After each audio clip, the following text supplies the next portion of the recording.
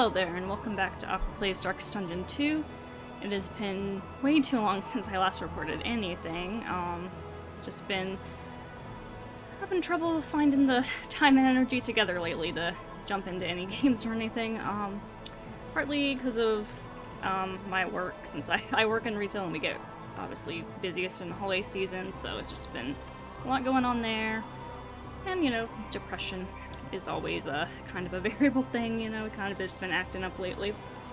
And another reason too, no, a happier reason, is that I actually got a new PC and monitor and just like overall kind of new setup in a lot of ways. So it took a little while to kind of get all that set up and sorted out, and I'm hoping it's all gonna work out okay here in this recording. This is like, well, it's technically my second time here messing around with that. I did start recording another run here, and then I just kind of fell out of interest in that, but so I'm going in again here, and one of the reasons why I'm back here in Darkest Dungeon 2, because obviously I said I was going to take a break, but since I got the new setup and everything, I figured kind of want to test things out, you know, something that's not going to be like a long-term run or anything, so I figure I might as well just jump back into Darkest Dungeon 2, because I, you know, kind of feel like it, and just mess around a bit in confessions, not really going into kingdoms, because that's going to be, you know, would be a longer-term commitment here, but just messing around with confessions run or two, just to kind of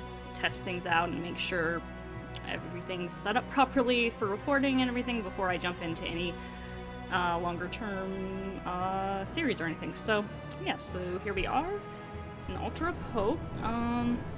Thinking for this run, I'm just gonna jump into like a quick denial run just to test out a comp that I'm thinking about. So we're not gonna deal with like spending any candles or anything here. So let's just go ahead and embark, I suppose. Oh, I gotta hold it now. That's right. Sanctuary. And yeah, there's been a lot of updates to the game. Star. When I jumped into it, like, I don't know, it's been like a few days or a week or whatever it was ago now, and I jumped into it for a little bit. In a run that I just ended up deciding just to not to continue with. I did kind of look around at some of the new changes with some of the heroes, like most recently I think it's like the Leper and Hellion, but I haven't really gone into a lot of it, so it'll be interesting to explore more of that as we jump back into things here, kind of warm back up everything here, because gosh, it's been way too long since I have played anything, recorded anything, or really anything. Like I'm mentioning, except for that comfort awaits you here. one almost return for me there. But yeah, we're just gonna jump into a quick, short little denial run. I'm thinking for this run, I'm not gonna worry about my vitrine. I do eventually want to continue with like filling that in, and maybe in the next run I do here, we'll maybe jump back into ancient mysteries. Trying to fill that in a little bit, but for now, I think a lot of the, at least a lot of the easier flames, I've done denial runs of all those, because, you know, just really quick and easy, just as I was testing out comps in the past, so I'm not really looking to get into any of that right now. I'm just not going to worry about that at the moment, but really, one of my inspirations for coming back was actually at the end of my last Kingdoms run, when I did Secrets of the Coven. I ended up getting into playing Confessor Vestal for like the first time in like a while, I feel like. It's like since she'd pretty much been updated and everything, I feel like. And honestly, I don't know, even before like she got all those updates, I don't know if I ever really put much attention on like Confessor specifically for the Vestal. And we can go ahead and a sister of battle. Throw her open here. Repudiated, but unbowed. But I remember what I found really interesting with her was actually just how effective she could be stunning-wise now. Because, you know, in Darkest Dungeon 2, I really haven't paid much attention to stunning ever since like I first started playing this game. Because stuns just really haven't been nearly as effective, because they changed them, you know, to be significantly less reliable and require more setup in this game. Because, you know, in the original game, if you play Darkest Dungeon 1, you know, their stuns are like a main part of your arsenal and a big thing you do, and so usually in that game a lot of times if you're not able to take out an enemy in the turn, then a lot of times, you know, your goal is to stun that enemy because you're obviously trying to prevent the enemy from having turns. So if you can't do it one way, you try another way. And so one of the big things that like a lot of support characters like the Vestal in that game, you know, would do when they weren't doing other supporty things was to stun. And since you could just straight up, you know, use a skill and just stun an enemy, just straight up, without really having to build it up like you do here in Darkest Dungeon 2, that was much more of a common thing. But here, since they changed it to have, like, the days, it's kind of like a halfway stun sort of thing. And now having to, like, build it up or having, like, other ways of building up to a stun, it just kind of became less effective. But I do think some of the recent updates and changes to the characters have maybe made it a little bit better. So that's why I'm kind of curious, because I do feel like her ability to stun once she built up her convictions as Confessor was actually pretty helpful there in that Kingdoms run. So I'm kind of wanting to jump into messing around more with that, I think. So we are going to be going with the Confessor Vestal here. And oh, it's kind of weird because, like, they changed it where now you can't have this open at the same time as the pass screen. I got so, like, used to the old ways of the UI that it's, like, weird. Like, I have to go choose her skills in here. Yeah, see, I'm not sure I like that change. Like, they made it so you can see all this stuff in here a bit easier, but you can't actually change her skills out in here. Yeah, that's kind of a little annoying. I have to, like, kind of decide her path and then decide her skills, like, kind of in separate UIs now. Where before I could, like, switch out her skills at the same time as choosing, like, the path and everything, which I think made a little more sense. But anyways, we're gonna go with Confessor, though. I know that. I want to go ahead and do that. And with Confessor... Actually, is it with, Oh, wait, if I do that... Oh, that's interesting. If I do that, it actually lets me have these open. But of course, it doesn't really do much. I'm trying to remember. So, with Judgment... Oh, that's right. It burns on Wanderer. And then on Confessor, we get the stun and the debuffs, which I know it always did the debuffs. I don't know if it always stunned. It might have had, like, a day, just the days before. I don't remember exactly. But yeah, then otherwise I guess it just does the burn. But yeah, so Confessor specifically kind of, like, brings back Vestal's ability to stun. And it's kind of nice that obviously she has to upgrade it first, so she can only daze initially. And she does have to get up to all the convictions, but, with Confessor, it's kind of a guaranteed thing because it's, each round she gets one. So as long as I'm not burning them up on something else, I can be consistently getting a stun from her every 3 rounds. Which, kind of maybe feels a little bit more like what you could do in the original game. Being able to, like, stun more reliably without having to... I mean, she does have to build it up, but, I don't know, it feels like maybe a little more approachable than before. Because I feel like before it maybe only went up to a daze, which then means you'd have to have another character apply daze, which is like way too much setup, right? So here at least, once I upgrade it, I have a way for her to just straight up stun and otherwise weaken the enemy herself, while also dealing a little bit of damage, so it's actually pretty powerful. But yeah, so basically the overall party comp strategy is kind of just building on from this. I kind of just want to mess around with a team that relies more on stunning, which, like I said, is something I haven't done a lot in D2, but I think could possibly be effective, at least in some scenarios. At least after all these updates and everything. But yeah, so, like I said, I don't know if I like the changes. They made it, like, I guess, easier to see all the changes with the paths, maybe? I don't know, but at the same time, you can't change your skills at the same time you have that up, so that's kind of annoying. Because I kind of like to be able to see all the changes in the skills, to see, like, what skills are, like, specifically different for this path, that I might want to mess around with and stuff. But, oh well, I'll get used to it. It'll just take time. Just like I'm getting used to this new setup and everything. But okay, so that said, we definitely want to go with Judgment on her. I guess her other skills will somewhat depend on who we throw in with her. But yeah, so I'm thinking for this party, we're not really going to be going for dazes. That's another party I think would be interesting to mess around with sometime in the future, would be like a party that focuses on building up the dazes and just stuns, but for this one I kind of want to go for more of just like the abilities that, at least, once upgraded, can full-on stun on their own. Which is why I'm thinking we'll do her, and then the Occultist would be another good one, because he has the ability to stun, at least on some paths. I don't know if it's every path of his, but he has the ability to do a stun once he builds up his own powers. So that's another thing where we can kind of get that. And then there's a lot of characters that can, I think, stun once they have a combo, if there's a combo up, but we don't want to have too many people, that are trying to stun with combo, otherwise, we just won't have enough combos to go around, especially because we probably won't need combos for other things. So that's why I'm thinking if we have, like, characters that have different ways of, like, getting to the stun, which is why I'm mainly thinking, like, vestal, occultist, and then maybe, like, someone who can combo into stun, though I don't know if we need that many stuns either. But yeah, but we're just gonna play around with it for this run, because we're just going to do a quick denial, mess around with it a bit. We get, you know, more mastery at the start, so we can experiment around, and then depending on whether it works or not, we might, you know, test it out in more of a fuller run or not. Maybe with one of the flames on or something. Anyways, what are we going to give her then? So I guess it somewhat depends on what position we want to have her in. Well, I mean, I guess so if she's gonna use Judgment here, she has to be in the back too. But Hand of Light can only be used from, like, she'd have to be in third to use that. So yeah, because we want her to be able to build up toward the Judgment, so we don't want her using her convictions on a lot of other stuff. We might still want to give her Divine Grace so that she has the potential to use her convictions to heal instead. But we're not gonna, you know, so obviously, yeah, Maze Bash doesn't even make sense because we can't be in position for that anyway. But Mantra is another interesting one, which is different with Confessor, where it gives her the ability to remove negative tokens. And is interesting too.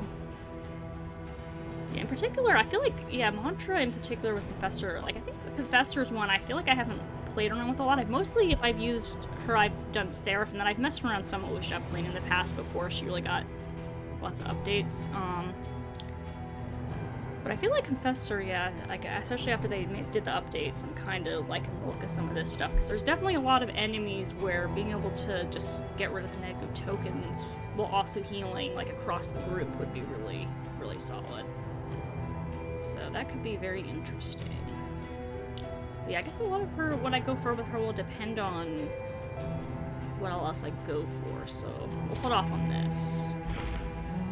Because namely, it's going to depend, I think, to some extent on where the occultist is and whether or not, you know, like, basically which of the two is going to be focusing more on healing, or if they're both just kind of going to somewhat take on the role. And then, of course, we're going to need to figure out a stress healer. But so what I was thinking of for a tentative party would be Vestal and occultist. And then I was kind of thinking, for one thing, I kind of do want to mess around with the new Hellion. And fury. And I have Emptiness. her with memories here. She's got, oh my god, I didn't even realize she's got the Jinx. It's too bad we can only block one thing on her. The Jinx is awesome for her to have, but Breacher is just, like, amazing for Hellion. Having that locked on her has been awesome. But, Barbaric Yop, at least on some of the paths, does have the potential to stun both the front two when they have combo. So what I was kind of thinking would be interesting would be if we had the Vestal and the Occultist, who each can stun once they build up their own stuff, and then maybe throwing in, like, the Jester as a stress healer, and then the Jester and the Occultist can both, like, put out a lot of combos, and then, you know, so potentially we could double combo on the front, and then Barbaric Yop to get even more stuns in with the Hellion here. Potentially. Though it might make more sense to pair, like, Barbaric Yop with some of the, like, moves that combo the front, have a chance to combo the front too, like the Runaways, Dragonfly, or, like, Reynolds, I think it's a Zealous that has the potential to do that, so that might make a little more sense than what I'm thinking, but we'll see. Namely, I guess what really happens here is which position I need the Occultist to sit in. To know the abyss, one must embrace it. Which paths allow him, I guess that's a big question right now, which paths will allow the Occultist to have the stun on Damon's Pole? So he gets it with a Ritualist. He gets it with Wanderer. I think, does it not change, maybe? So I guess, okay, so he gets the stun with 2 on that for any of them. Is it ever change at all? It doesn't really seem like it. Okay, so I don't think anything really changes Damon's Pull, which is the main skill we're interested in here. Yeah, which is, like, really awesome because we can pull, give it combo, pull and give combo, so, like, potentially to get additional stuns with Hellion, or, you know, to give her the potential damage increase. And then we also can be potentially stunning when and we get the corpse clear once we upgrade, which is actually very useful in a lot of areas. in this game. So, yeah. I'm wondering what the best one to do. So basically, any path can potentially provide this. So really, it's about how we want to build up the empowers, I think, is the biggest question. Because we want to be able to build... We only need 2 empowers now to do this. Whereas, yeah, so that's really kind of the interesting reworks with him. Is like, before, I think everything required 3, right? But now they changed it to where there's more variability in that, which is kind of interesting. And it's also more variable in terms of ways he can build up empowers. Because, like, I know with Ritualist, he can now, like, get some empowers through doing the hexes and stuff more naturally, which is kind of interesting. But yeah, so it really depends on how we, like, what the best way for him to build up those empowers. I guess theoretically it might make sense to go with something like Chaotic Offering and just aim to use that consistently, because then it'd be kind of in line with the Vestal, right? She builds up the convictions over time, and then he would build up these over time. Though that's a lot of, like, waiting for those stuns, and those enemies are going to be doing a lot. Yes, that's the problem I'm already seeing with this, though. Because we're going to be having to build up a lot to get to the point of being able to stun, and then the enemies are already doing stuff, and then stunning is only going to give us, like, 1 round of relief, and isn't actually going to bring us closer to killing the enemy, necessarily. Even though, it does have additional benefits with it as well, but it is an interesting consideration. Yeah, especially, like, with the pull, because we're probably going to want to generally pull the enemies, like the backliners, earlier in the round to keep them from being able to do their stuff and bring them up into range for the Hellion, potentially, so... So I don't know, but... That's why I'm wondering, like, I don't know if I want to go for Chaotic Offering, but... Well, so I guess if we use Chaotic if we use Chaotic Offering, we get an Empower, or... What are they called again? Are they called Empowers? I feel like I always just call it Empower, but it might actually... Oh, it's called Unchecked Power. That's right. I don't know, it's easier for me to just call it Empowers. Unchecked Power is kind of weird. But anyways, so... Yeah, I guess if we use... And does this change with any of them as well? Oh, we can just look here, right? I don't think any of them change Chaotic Offering. Oh, this one does. So how does it change? Oh, that's right. With Warlock now, it doesn't end the turn. Disables round start effect. The skill grants round start.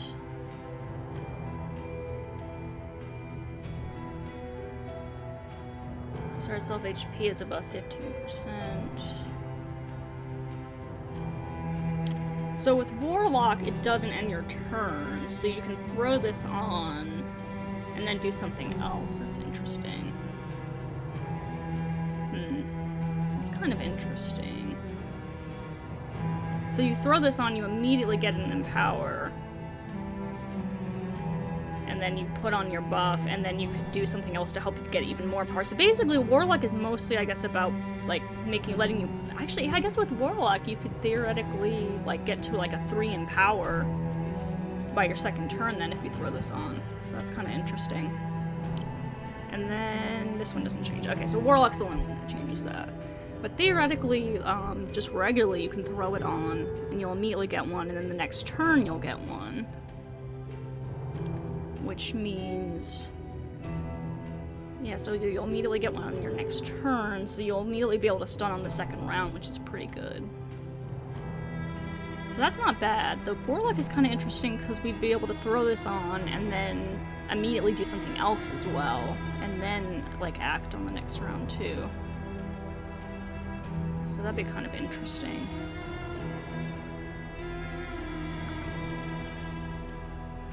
So really, I guess it's like a matter of what else do we get to use to get empowers. Because with Wander, because all this stuff has changed, right? So Wander, you still have the whole getting it on combo. We don't want to be eating up combos with him. I think we just want to be putting out combos for someone else to use, like I mentioned, to stun or for possibly other purposes, so probably don't want to do that. Especially because he's going to be one of the main ones to generate combos, so having him eat his own combos will just kind of make it take even longer for him to build things up, so yeah.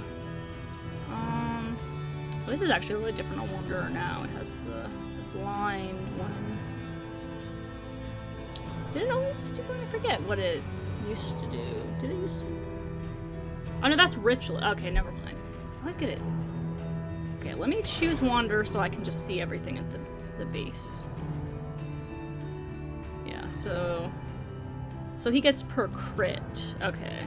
Yeah, they definitely made it so he gets Empower. He generates Empowers a lot more readily with a lot more ways now. So I feel like before, if I wasn't using Chaotic Offering, it was very difficult to build up a lot of Empowers, so this is kind of nice. It gives you more strategies versus just slapping that on, though it seems like in some cases it might still be worth it just to slap that on, just for the consistency, and especially on Warlock, where you can do it without wasting a turn, which is kind of nice. Yeah, so you use that, and you actually, you get the crit with that, but then once it's upgraded, you also...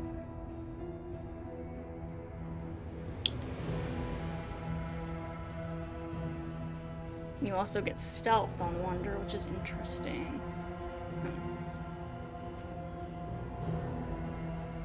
Or what is that? So whereas you get a crit...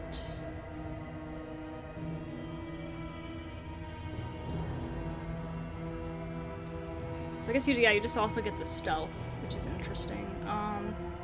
It kind of gives you some interesting additional synergy between the Cultist and the Grave Robber. Could be kind of interesting to mess around with maybe, but anyways, yeah, so we get through Sacrificial Stab, through crits on Abyssal Artillery. We have a chance with Binding Shadows.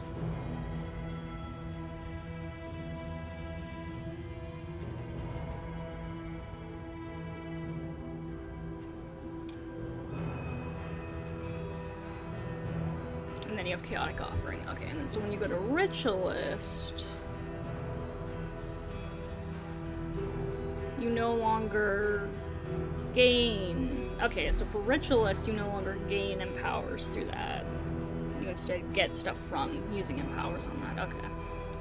And then Weakening Curse becomes a way to get Empowers, right? Yeah. You attack them with that, and on attack, they give you Empowers, which is kind of interesting. Okay, and then Weird Reconstruction becomes negative token removal, kind of treading on the Vestal's toes here. Yeah, the Confessor Vestal.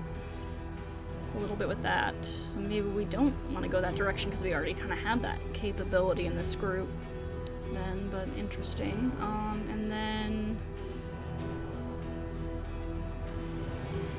Vulnerability Hex also becomes a way to generate, right? Yeah, you just straight up get it in power every time for that. And you get Target on Death gains that once you upgrade it, so yeah, that's kind of interesting. And then Binding Shadows,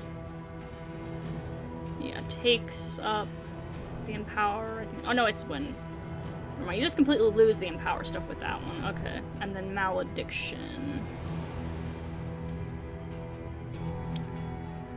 Malediction, well, yeah, that's just already. Okay. Just changes the function of that a little bit, so interesting. So if we went Ritualist, we have ways that we could like focus him on doing curses and stuff to gain Empowers. If we wanted to.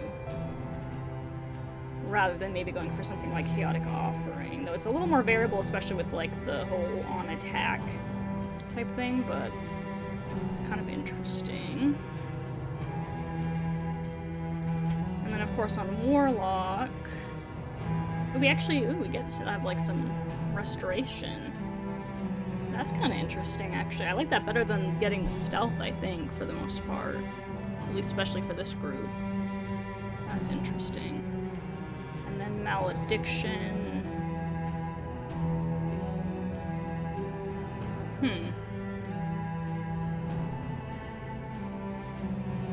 It's interesting how that changes now. A lot more across the different paths, but not really looking to use that too much right now, I don't think, but anamnesis, requires. Yeah, right now I'm mostly just paying attention to like what ways we are gonna build up the empowers, because we know we want to go for the stuns with this group as part of our strategy, so we're gonna need to build up the empowers, but what's the best path to give us the way to do that? And then chaotic offering. Obviously changed as we know. Okay, and then aspirant. When moving, we gain. Okay. Now, yeah, there's also these individual things, right? We get distance.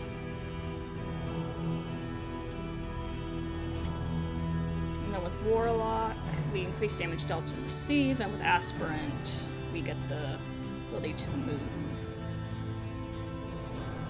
Which I don't really see this party being a super mobile party, especially with the vestal in it, because she's not really flexible movement-wise, especially with her, since she can only use her attack from the back two here, so probably not really going to be looking to pull a lot of use of that. And so this goes back to the... Actually, no, it stays gain on killing blow. Okay. And then we're under construction. We get dot removal. This is interesting. Binding shadows. Yeah, we lose the empower generation there again. Malediction, of course, just changes significantly with each one, it seems like. And then burning stars. Yeah. So I definitely feel like either Ritualist or Warlock is probably going to be ideal for generating things, though I guess it depends. Well, no, because with this one there's then the movement, right? Yeah, we get like a lot more movement around with this one. Well, I guess if we're throwing the Jester in the mix, we might be moving around a lot. If I do decide to go for that party that I was mentioning. Yeah, that's an interesting. And then you kind of get it more the empowers more passively while you're moving around, which could be interesting. Perhaps. Yeah, we'll have to see. I'll just go with that for a second. So, let me see with the Hellion. Does she get the stuns on Berberki up with every path, or does it change? And how exactly does it work? So, I have to upgrade it first, and then she gets stun when target combo. Weakens them, removes stealth. And yeah, she gets the winded. So we need a way to deal with that, obviously, but we'll have to see. So generally, though, I don't know if it would be like particularly worth using if we don't have the combos up. Though it does ignore blind, which is kind of nice. But yeah, so does this one change? Yes. So when we go to Ravager, we lose the stun. Okay. We do not lose it with Berserker. And then with Carcass, we don't lose it. Okay. Just other things change. So we don't want to go for Ravager, I guess, then. Because that one takes away the stun. So if we want to go for the stun, we need to go for either Wanderer, Berserker, or Carcass. Which, what do these paths do now? Flexible bleed roll that utilizes crits to maintain momentum. So this would focus us more on bleeding.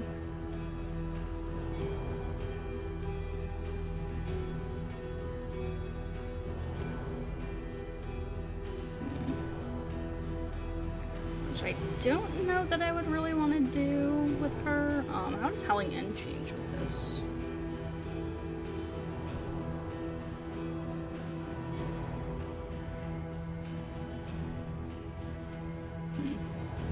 Interesting.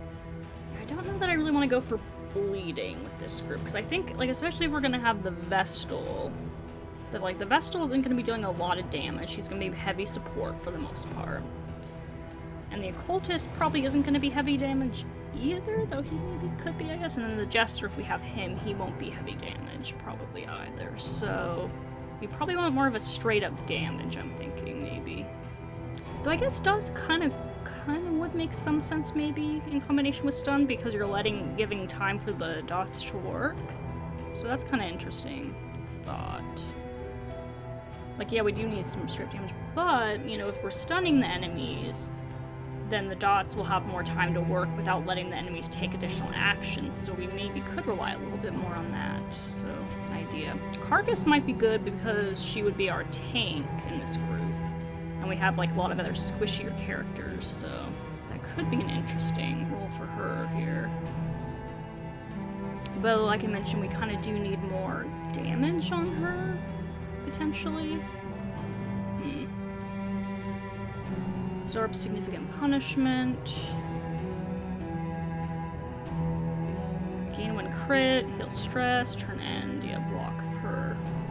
And we do have the vestal who could throw up consecrations for like defense to help on her.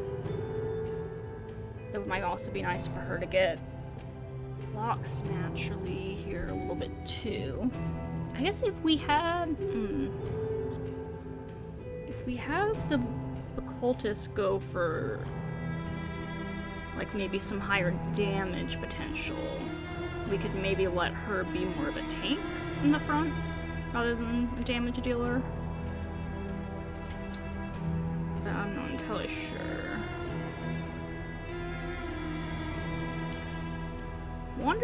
The Wanderer kind of stuff could kind of make some sense with the idea of her being a tank as well, that she gets like more damage as she gets hurt in a way too.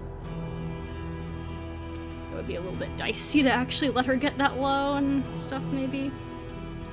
Though we do have restoration potential maybe, depending on how we build the occultist. I don't know. I know I'm taking too long to think about this. Just so many different changes now. It's like, yeah, especially like, oh yeah, now that every character has paths, every character is like a much more involved decisions to make in building a comp. But okay, let's see. Let me see. So what I'm really curious about is how we're gonna build the jester, because he changed a lot too since I last played around a lot with him. Long after the final chord has been struck. I know I'm not really wanting to go for like a finale build on him right now. I think though, I mean, I guess that's kind of changed now. The way that goes. We need him to be like more of a stress healer. Heavily though, which means he needs to be more toward the back, right? Because does everyone have the inspiring tune only usable from the back too? I think so. Yeah, though Intermezzo makes it a group, an AoE thing, which is interesting.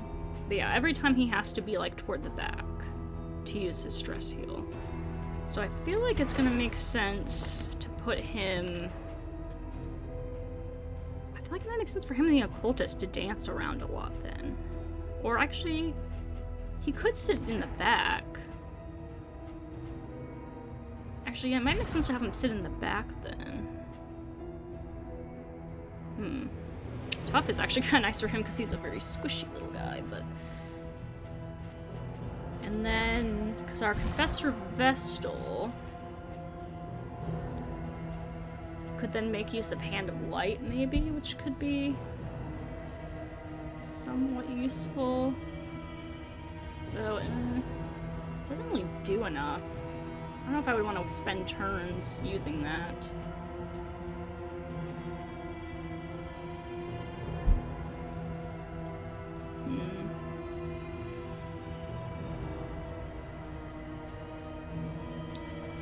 Either way, our vestal is going to be much more support-oriented, just in general. I think that's just going to make most sense with her, because she's not going to be, like, up front, you know, to be a heavy damage dealer. She's just going to focus more on building up for that stun on Judgment, and Judgment itself is less toward the damage and more toward debuffs and stuff here, so she's probably going to be more of a heavy support character, so I'm trying to think how I want to mess around with her here. Thinking... Oh, you know, I forgot she has Sanctuary, so she could be a bit more of a tank. Our Hellion doesn't necessarily have to go for the tank enough. Now, we're gonna have to get that cured off our Hellion here, but... That's true, I forgot she could maybe be a bit more of a tank here, as opposed to the Hellion. And she can actually take on some stress healing duties a little bit. Here, possibly.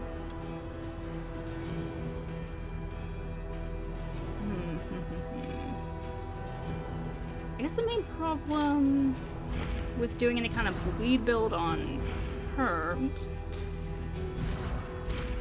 like with Berserker, is that she needs to be in the second position, right, to really use, like, if it bleeds. And I think she's just gonna have to sit at the front. So I think that just kind of cancels out any desire for, like, Berserker. So it's either Carcass or Wanderer for her, which either way could work out.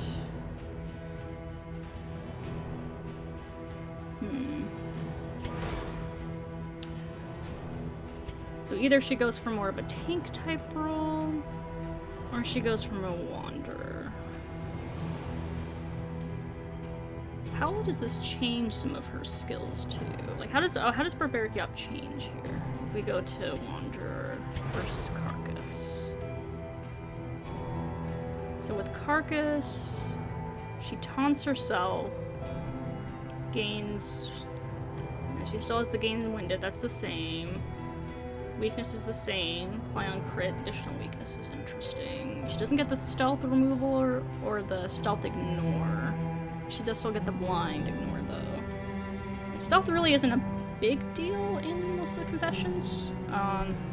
Unless like they change anything, but yeah, at least in most confessions, I think it's more in some of the kingdom's enemies where we really get it a lot more. So that's not a huge deal. I kind of like the extra utility she gets with the taunting when you do the Carcass. Because, like, I feel like with Wanderer, the Barbaric Yop seems a little weak, maybe, still. Like, you know, because there's still a chance they're going to resist the stun, even when you have the combos on, and you have to have the skill upgraded to get that stun. But with Carcass, you get the, like, self-taunting with it too, which is actually kind of nice if we're building her up more as a tank. And getting the windeds per target is actually kind of good for her because she gets blocks per the number of windeds she has. She has a chance. So that actually like all builds into her being a tank. So I think I'm gonna, you know, let's try. I haven't really played around a whole lot with Carcass Hellion. And obviously, you know, it's not since she's an updated hero either. So you know what? I think let's go for it. So we're gonna go Carcass Hellion, which means we're going to want Barbaric Yop, of course, because that's the whole point of everything. And then what else do we want to go with her? Some way for her to move forward would probably be good. Ooh, and she actually gets taunts per winded on toe-to-toe now, which is kind of nice, too. Alternatively, there's Breakthrough. Oh, that's interesting. So now it ignores Winded. It only goes forward one, though, but it ignores Winded. It lets her move from the very back position as well. Transfer up to 2 Winded to target. They last for 2 turns and gain on hit and remove Winded.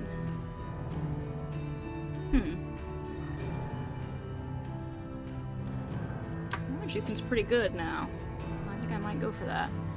And then we're gonna want some way maybe to remove Winded, possibly, or do we just want to keep her Winded?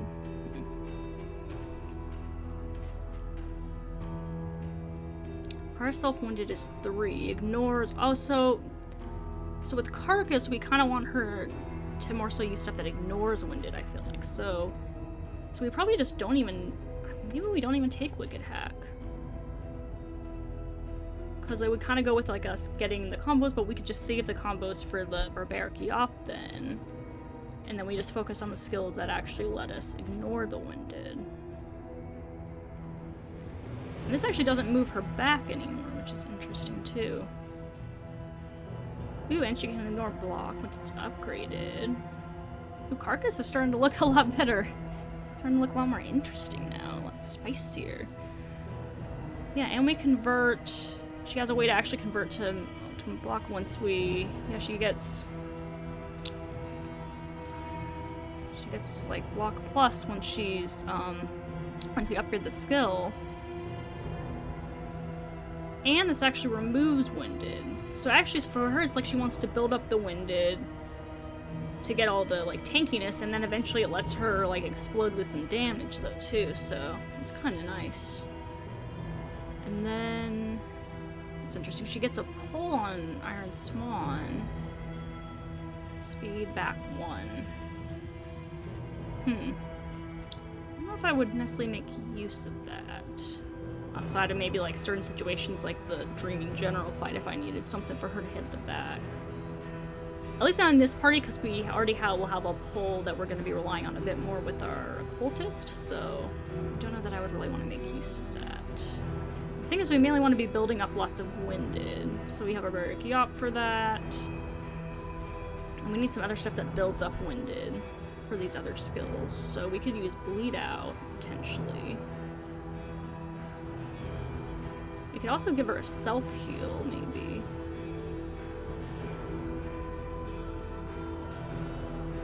Might actually be pretty useful for her here.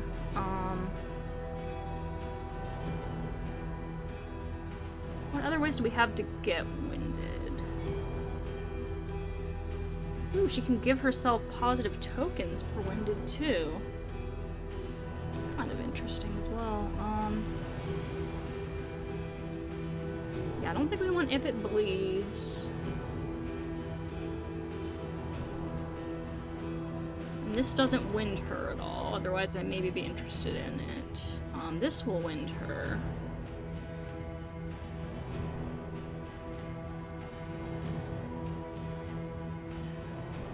So maybe we go with this instead.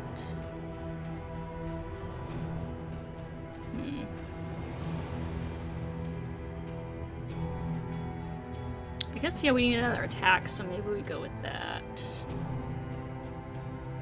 Maybe the emergency heal. We'll maybe mess around with this. I don't know. Bloodless is looking kind of interesting.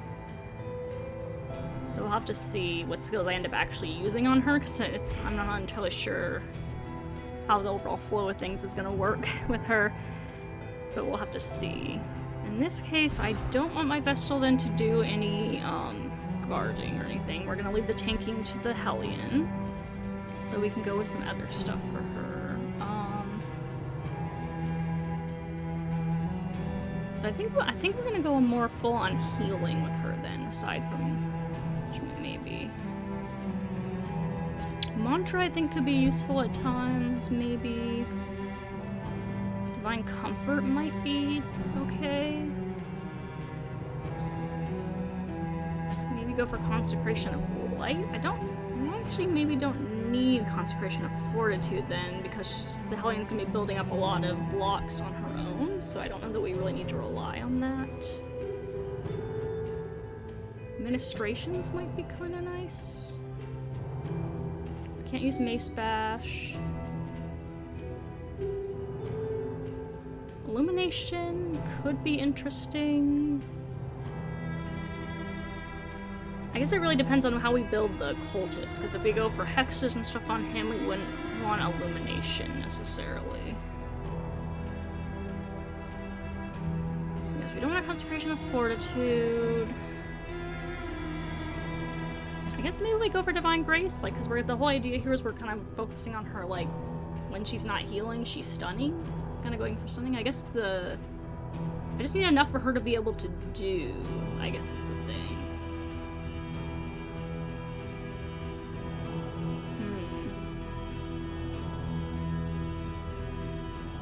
You know, with that said, yeah, I need enough for her to do to let her build up her conviction, so I don't think I want both of these heals. I think I want one or the other. So maybe we rely on the occultist for more burst heals, and then we rely on her for more over time or something.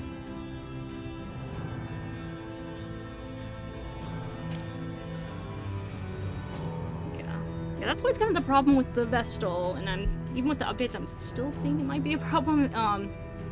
Is just, you know, giving her enough stuff to do in between, like letting her build up the convictions.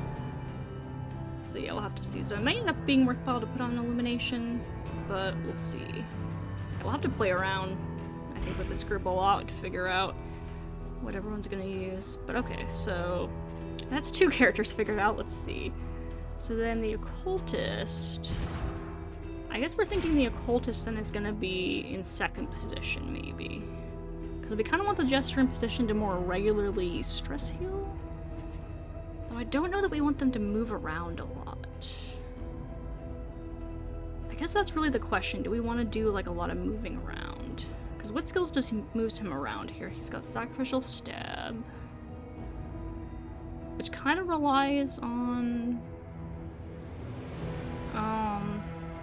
someone on combo. I don't really want him eating up combo, so I'm not really into that. I think I want him to be a warlock to give us some straight up damage, because the Hellian's gonna be Carcass, so she's gonna be somewhat less damage, somewhat more tank focus. Vestal's like pretty much full support, and Jester is not really a big damage dealer, I think, in pretty much any capacity, and especially in this group. I don't think he's gonna work out to be any kind of big damage dealer, so I think the Cultist is gonna have to pull that in a bit. So I think we might go with that for him. In which case, we got to decide how we want to build him. We definitely want Damon's pull, of course. And we want his heal for sure. Chaotic Offering, I think we also want. That's like a good way to build up in powers.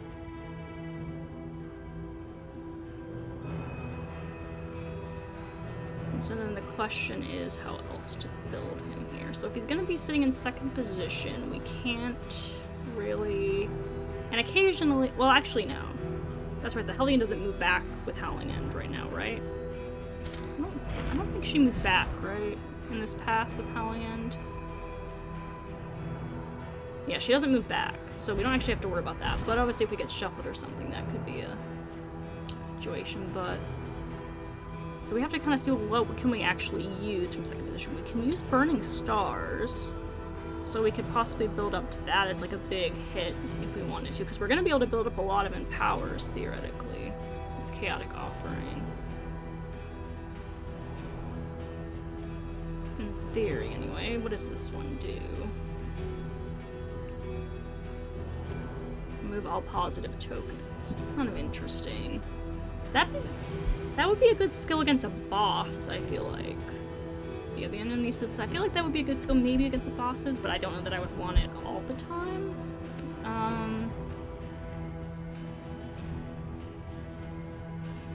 Try to attack her when hit. I don't really care for this one at all.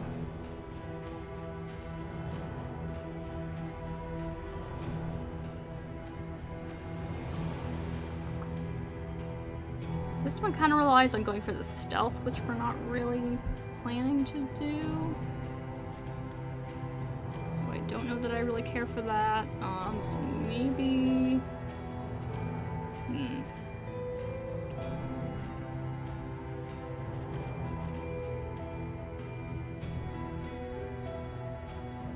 I feel like either I go for Sacrificial Stab or I go for, like, one of the hexes.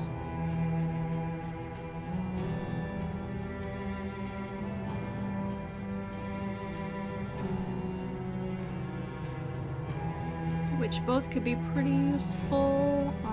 Just depends.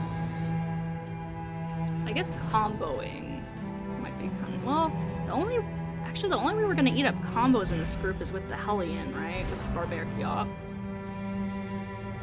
I think so. So we really don't need combos that much, so if I wanted to go for Vulnerability Hex, I could do that instead. Abyssal... Can't use the position. So honestly, maybe just like a smaller hit that I can more regularly use might be worthwhile. I don't know, we'll see. I might decide to slap something else. Like I said, I feel like a lot of this I gotta see how it plays out to figure out how I want to do some of these skills. Yeah, I think a lot of it I just can't figure out in this situation. Okay, Jester. Now you are the one I really don't know how I want to build you. I don't know that I want you to move around a whole lot, but I don't know that there's any situation where you don't move around a whole lot. Because you always move backward and forward with these. I think you do.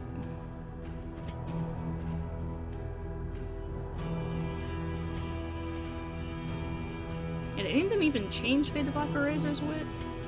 Doesn't really look like it.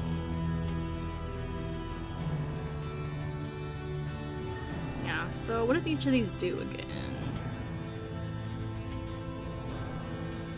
Let me just select that and we'll see. Party support and stress prevention. Burst damage and self-recovery, so probably don't want soloist, because we're not really going for that with him. Amplifies potency of sound to dangerous heights for all. I guess part of it is how does Inspiring Tune change with each of these. So this one, it becomes an AoE stress heal. Though we're realizing, yeah, I don't really want to mess around with the whole self-bleeding thing. We're already going to be bleeding a lot with the whole occultist possibly heals giving us bleed, so I don't know that we want to play around with this also bleeding. So probably not. So either Virtuoso or Wanderer, I think, for this group.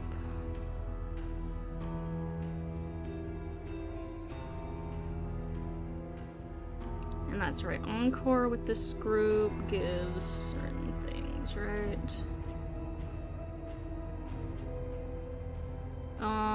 Press any next armor buff. Apply all next armor buffs back to. Okay, and what encore buffs does he build up with this again? Oh yeah, he gives stuff to everyone. I guess we might go Virtuoso. It might be kind of interesting, the whole building up the encore buffs and applying it to everyone might be decent. Actually, how does that change the Inspiring Tune again?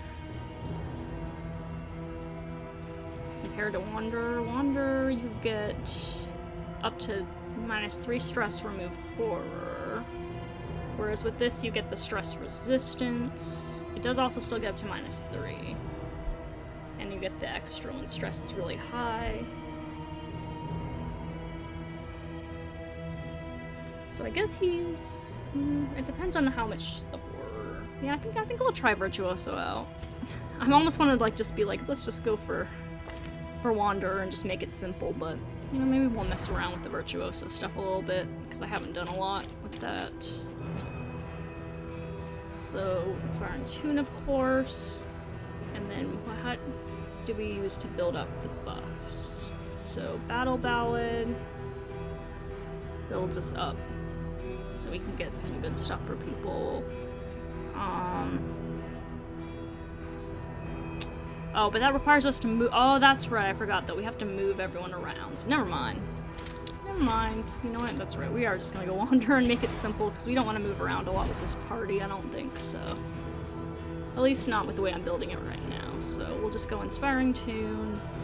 He can move like himself back and forth in the back, I think, but we don't want to move back and forth a whole lot. Otherwise,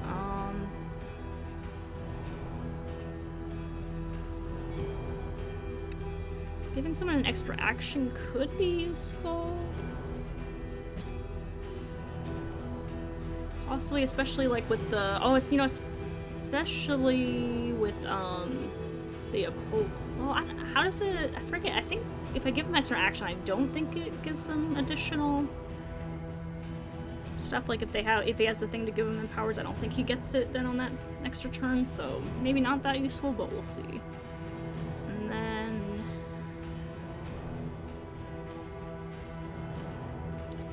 Honestly, Maybe just a way for him to move backward. Like if he just ends up in the front, he could just finale to easily move all the way back would be good. So we'll go for that. Okay, and then what all does everyone have? Well, Tune Hummer just seems appropriate for the Jester. Tough is actually pretty nice. Which, some of you guys have memories too, I think, but... Well, I know the Hellion for sure does. Hellion's a freaking beast right now, but also has a lot of shitty stuff we need to get rid of at the same time. Okay, and... let's see... Why don't we wear the carcass stuff? That seems fitting for you. I guess she's got full memories up. I don't think these other guys, well, it's got a little bit, but for the most part, these guys actually don't have a lot of memories. So that's interesting. So you can just stay Wander, though. You can wear your confessor kit. I know, sometimes I just like matching them up to whatever path I actually am using with them. And then you are going Warlock, so Warlock for you. And everyone's kind of a little red and blackish, kind of. Well, the occultist is more like purple, I guess. If we wanted to go red and black, we go more like aspirant, I guess. Yeah. You know what? We'll do that. They kind of match each other a little bit that way. There we go. Everyone can kind of be matching a little bit. Okay, and then we'll save the party real quick. Which means I gotta get... Oh yeah, this was the party that I tried. Rarely, but this is gonna be the real Stun Like DD1 party. Because the other one that I did not think I did not really plan it out very well. I was too focused on like figuring out who all could stun now with all the changes and not enough on actually building a party that synergized together properly, so hopefully this party will turn out better. Alright. Here we go. Here's my stunning squad. Okay, let's finally get into this. I feel like I spent like 1,000 years sitting here just looking at all this stuff. Yeah. That's kind of one thing that's kind of nice about Kingdoms, is that like, because you can't do paths and stuff to start, it's easier to just slap a party together and go into it. Again. Or just Confessions, I spend like way too long just sitting there trying to figure out the perfect comp. You can feel often overthinking everything. Change in the air. Okay, finally time to of your denial get back into killing some things. Okay, and seeing if any of this actually works out. So I guess the real idea was we want to use this initial review. And then probably follow that up. I mean, Demon's Pool doesn't have a cooldown, so we don't really need to wait to use it. So we can just kind of go ahead and bring one up with the combo. Although turn order might be kind of a problem here, because I could stun you now, but I didn't get the stun out. I didn't get a combo out for another stun. Of course, these guys don't have really enough health to probably be terribly worth doing this.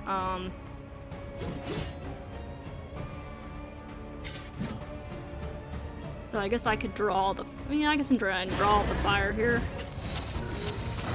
Oh, that's right, we won't actually stun until we upgrade it anyways. So never mind, it's not really part of the consideration right now. Alright, extra action to someone. I guess we'll just throw out the combo.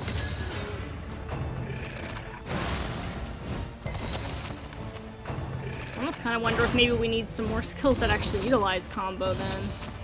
Because, yeah, I didn't really realize that we weren't going to be using Wicked Hack, because, you know, I didn't know we had all those other skills that actually, like, allow for the removal of Winded and ignoring Winded now on the Carcass, which makes it kind of superior to messing around with Wicked Hack, maybe. Though you do have to build it up, So maybe it would be worth having Wicked Hack, especially like in cases like this where the enemies don't have a lot of health, so we don't really want to spend all those turns building up Howling End, and we just want to throw out a Wicked Hack on a combo and get decent damage. So, I don't know, we could drop something else for Wicked Hack, maybe. It's just we don't get any winded or anything from it, though, which is kind of a bit annoying. Because, yeah, we just built up a bunch of winded on her from Barbaric Yop, which is kind of nice for this build. So we'll see. Okay, so those guys are in the back now. You have to build up your convictions. So what do you do to start? You obviously don't judgment to start.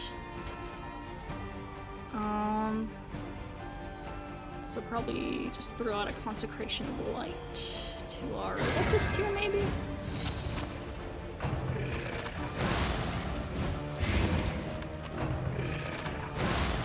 Oh yeah, block those hits. Block those major little hits there. And now... Wait, why didn't we get another Empower?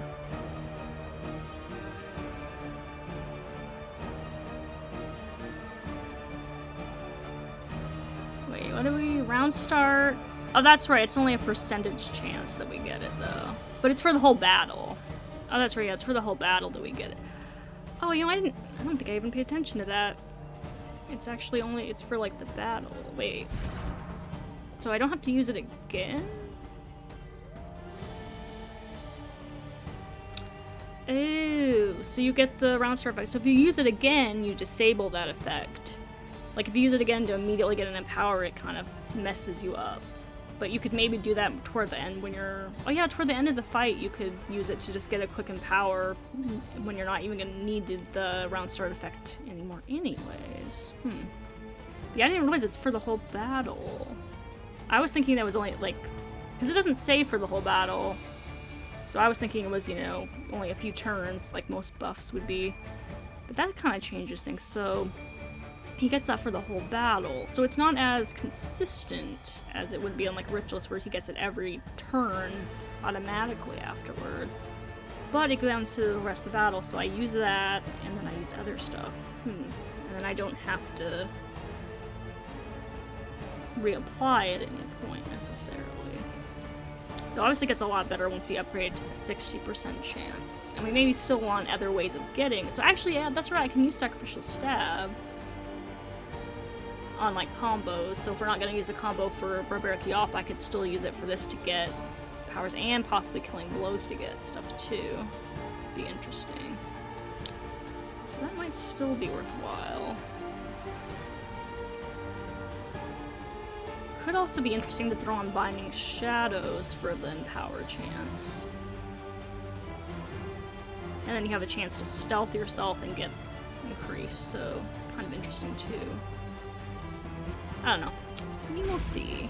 Actually, especially because he's got Shadowborn right now. So he has a chance to start stealthed anyway, which kind of plays into the whole Binding Shadows thing.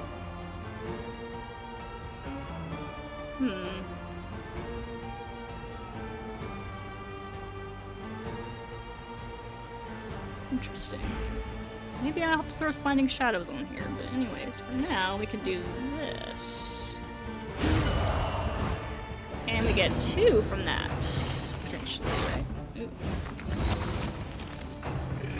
Yeah, because we killed him and we had a combo. The slow suffering begins. Alright. And we can't really do any damage right now. Wait, why can't we use Howling End? So we don't have... I guess we don't have 3 Winded on yet, still. Okay.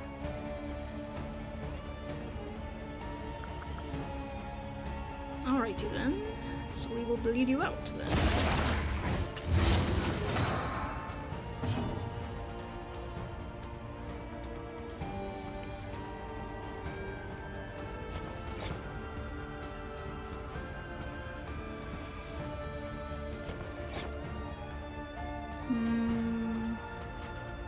So we'll throw this on.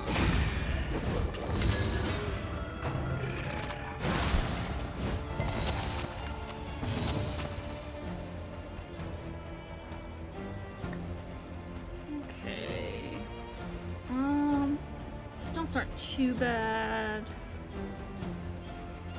Don't have enough convictions yet.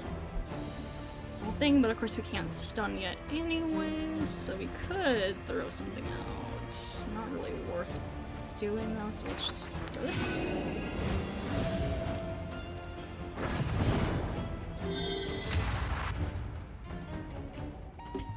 And if we want to get ourselves back in position, actually not even just when we get pulled to the front or something, but if we just use Razor's Wit a lot, we could use this to get back in position if we want.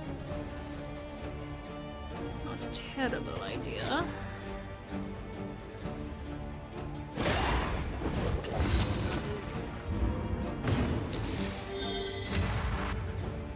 Now if we want to, we can button stars.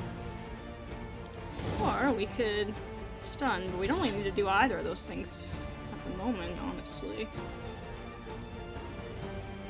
Because we can just kill them.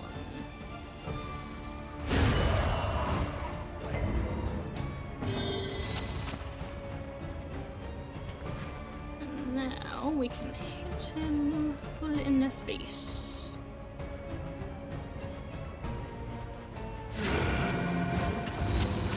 Nice. Starting to see this team strategy come together a little bit. Obviously this fight is not a great test of it, by any means. But having into the fight. Nice. Yeah, so she can actually be a pretty solid tank now with Carcass and still maybe deal out some decent damage too, just not every single round. She can build up to decent damage hits. Oh, this is gonna be interesting, I think, to play around with. Of course, getting a bunch of mastery points right here in this inn is gonna We would come here up a in lot. summers of years gone to write, think, and rest. Alright, we can either get flame resistant trinket for going through the area with the flame that we would need it for in the first place, or we can go to Trucker's Map. Avoid the field hospital. I kind of want to go to the field hospital because I have a disease I need to cure and some quirks I need to get rid of. So I don't know if I want to do that. But I have to clear out the lair for the sprawl to get this, and I don't really need that. This party fare well against the librarian? I don't know. I feel like the librarian would be a great one, because if we're focusing in on stuns, we can't. I don't think we can stun the librarian. I think he's like immune pretty much, so probably not great in that respect. Yeah, I mean, otherwise, you know, we've got some damage potential and whatnot, but yeah, I don't know. I don't think I really want to jump into a lair right off the bat, though, anyway. I kind of want to feel this party out a little more first, so. Is there no sanctuary from this madness? Yeah, I guess it just depends. I mean, I'd rather have this sword anyway. I might just not go for the reward, though. I might just go to the field hospital anyway. The front lines of a war Which that means there will be a field never hospital, fought. presumably, right? To avoid. Alright. Which Conventional pet fare, do we want for this group? but fairly priced. Which pet? I'm thinking...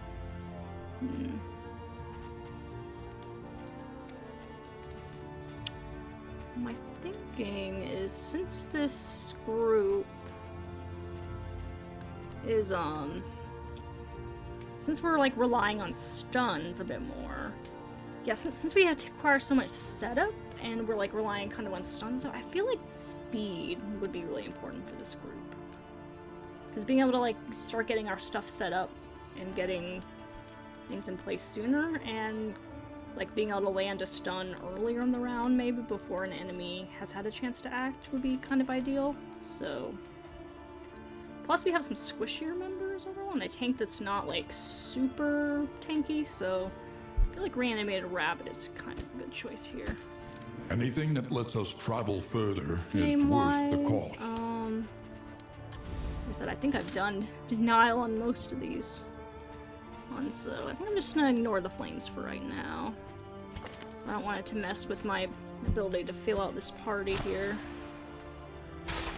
It cannot fight, but perhaps it can calm. Okay. Oh wait, so we said we're going on that route, right? Yes.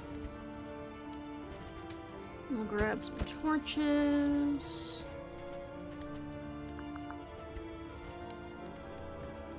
Anything else?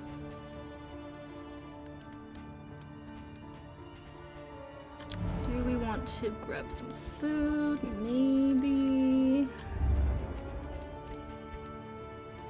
Maybe for at least our squishier members might be a good idea. A bit of comfort on the road to damnation.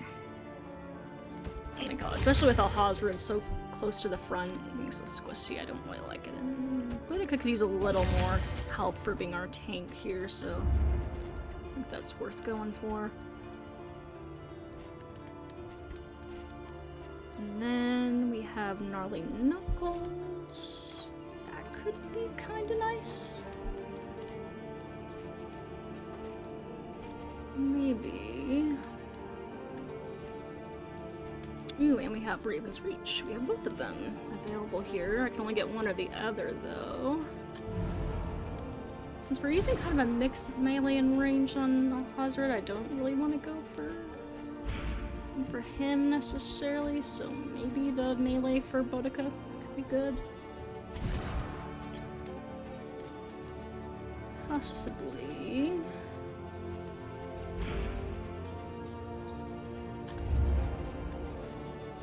Alternatively, what does the stagecoach have to offer us?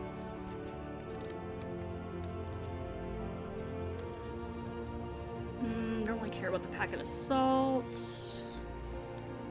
Route scouting could be kind of nice, but we're only going to be going through a couple regions here, so it's not that big a deal. So I'll go for the Knuckles. Take this, and might as well take this as well. And mastery. Listen, practice, improve. Well, stress healing is always important. And then, actually, don't know if I want to spend a point on. I usually go, for a point on my heal, but since I have two healers here, and the one is going to be kind of focusing or healing just different ways. Don't know if I actually want to go for that. I do know I want to go for my stuns, because that's the whole point of this group. I want to see if that works out, so you go for that, go for judgment. And then upgrading this gives us corpse clearing, which would be nice. We are going to the table, so it's not super important here. Whereas if we were going to like the Photar, I'd be like, yeah, let's definitely do that. Chaotic Offering would be worth, I think. And then maybe give us the combo on Fade to Black, I think. Oh, okay. We'll go with that. And I think everything is good then. I guess we'll save this for now. Alright, to the tingle.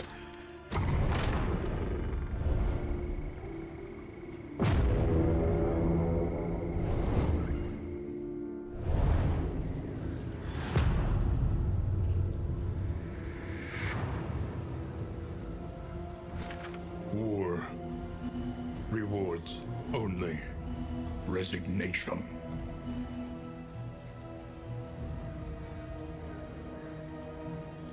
Alright, let's see what we got here. We could go straight to the Shambler's altar. This group is too position dependent, I feel like. I don't know, I'd be super interested in going for the Shambler's altar. I mean, I guess both the Jester and have ways to like kind of manipulate their position a bit, but still. Anyways, our goal is to avoid the field hospital, but I actually want to hit it because I really want to get rid of this bloody flux, because that is very annoying and something that keeps going across our runs because of she has memories and everything, and we have some annoying negatives that might be nice to get rid of too. So yes, I feel like I want to go to the field hospital actually, in which case We want to make sure we get up here, so we kind of need to head up the right side. So Oasis it is, I guess. Unfortunately, we are going to have to hit our Terugian's table, which might mean picking up some more diseases, though could also mean a free disease cure, I suppose. So yeah, we'll go for that Oasis, which is what everyone wants anyway, so that's nice. The loathing whispers. How's our loathing gonna work though with that? Because we are gonna, we're gonna pick up a lot of loathing here.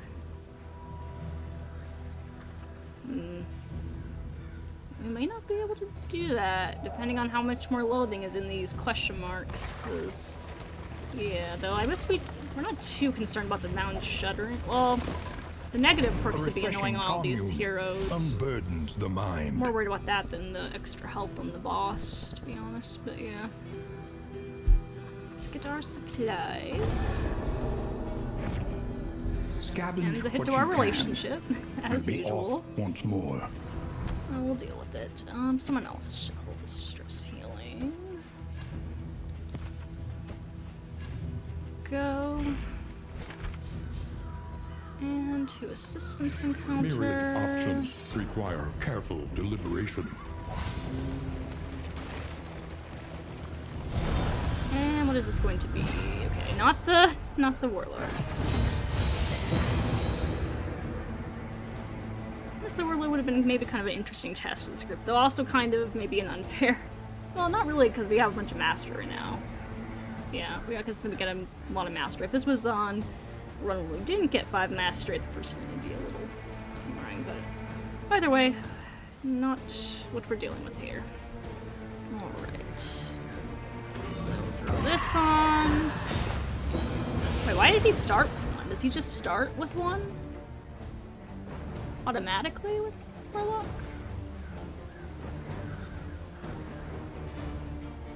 Or did he have like a buff lingering? I don't know. Huh. I feel like he had 1 to start, which is interesting. So now, yeah, how did he start with an empower already? Is that something? Increases damage dealt and received, but it doesn't say anything about being able to start with 1 by default, but maybe he has a chance of just starting 1 in combat start? Let me see. Oh yeah, I forgot they have these goals too that we can try to achieve in confessions for stuff. Doesn't say anything, that's weird. I don't know how he started off with 1. Maybe Warlock has a chance to start off with Empower and it just isn't listed anywhere in the path stuff. Because now that gives him 2 immediately. So now he can immediately apply a stun here, which is pretty cool. Well, at least he could try to. But he had low resist, so it was pretty good odds there, actually.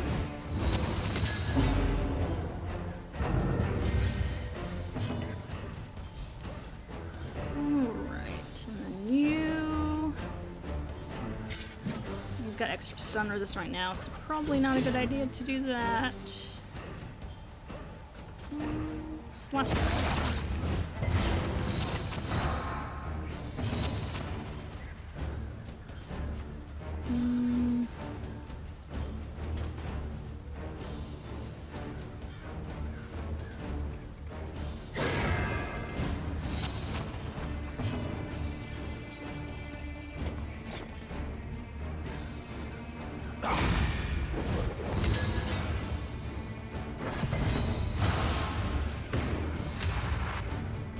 Didn't get 1, but that's alright.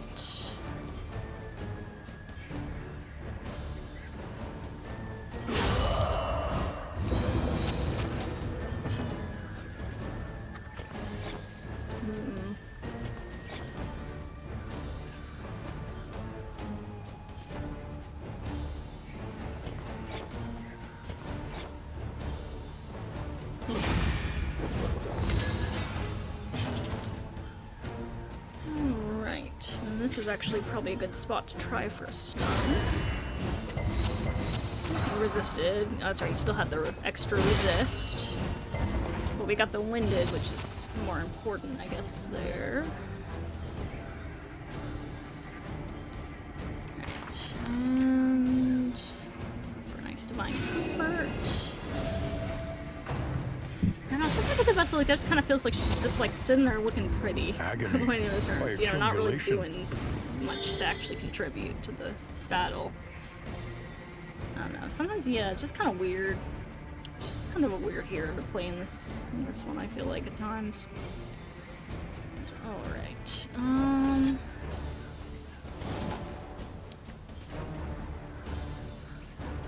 try and pull you. Might as well, I think. Disrupt everything.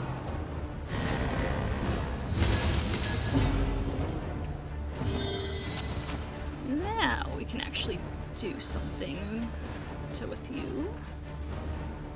Go ahead and give you a nice stun. Oh, unless you resist. What's your... oh, only 10% resist. That was unlucky. Very, very unlucky.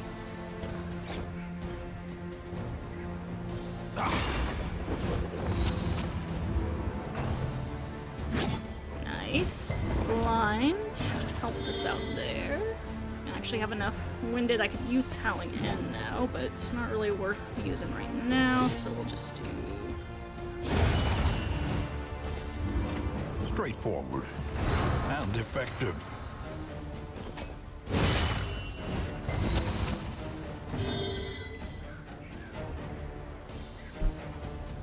Alright.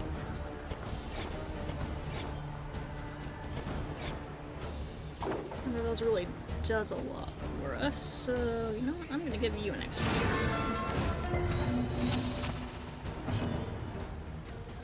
Which will allow you... actually, she's not low enough to be healed. I was thinking maybe I'd be able to heal her, but nope. I guess instead, I can go for this.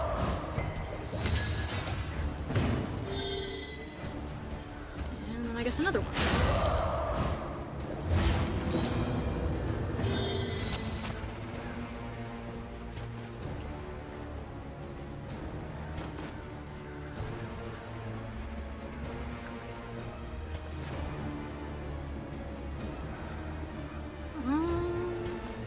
Do we go for mantra? Ministrations. I guess we could go for ministrations. So then we can alienate. Messy. I don't know, it's But kind effective. of working. I'm not sure the stunning aspect is really doing as much as I was imagining it might. But we will see.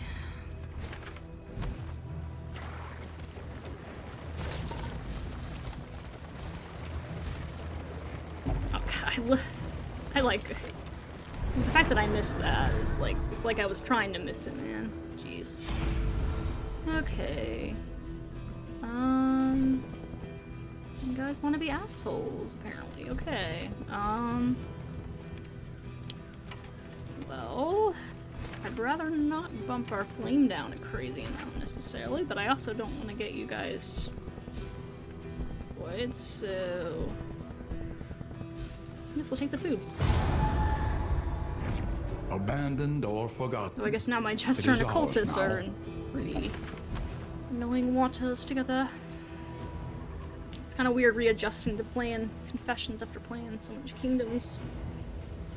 Even though it's been a while still since I last played Kingdoms even, but since that was the When last thing I played deliberation is much. exhausted, It's just kind of trust the way of your things. instincts. Oop, we got another loathing. Yeah, so I don't think I'm going to be able to go for the field hospital.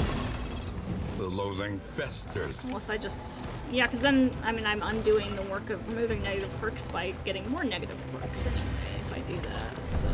probably not a great idea. Let's see...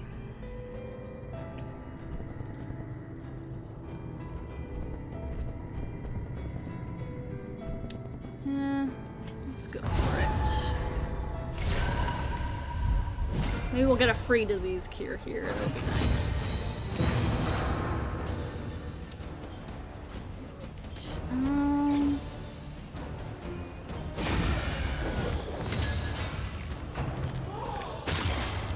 see, he started with an empower again. Is that just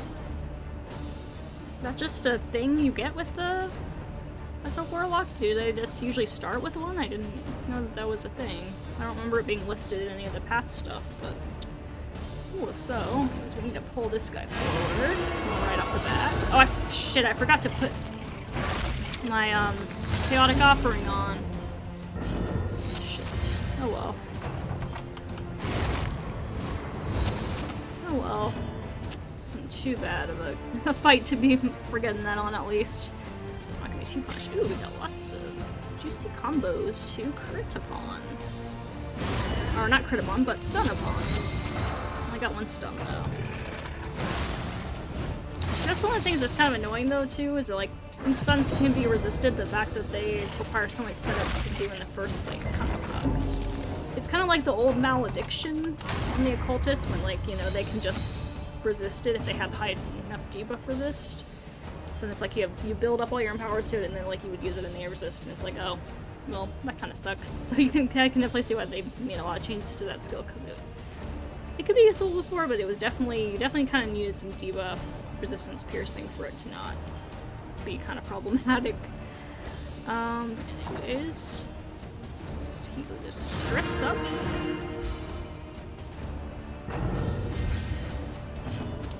And then, shit, I can't reach you back there. First of all, let me do this. And then, unfortunately, I cannot ignore the stealth, but I can go ahead and bomb someone out of existence. So I shall. Always fun to do that. Just boom, you're dead. And you do not full convictions yet. And you cannot ignore stealth or anything, so that kind of sucks. So what do we do with you? It's kind of a nasty bleed. It might not actually be a terrible idea to get rid of that.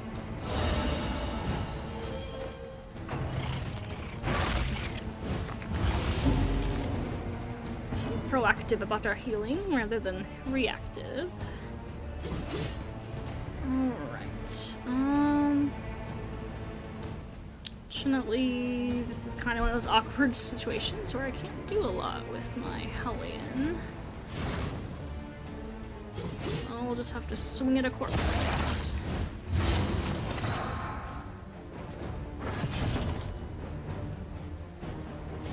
Alright, I really wish I could hit you in the back, but I can't. So we'll do this instead.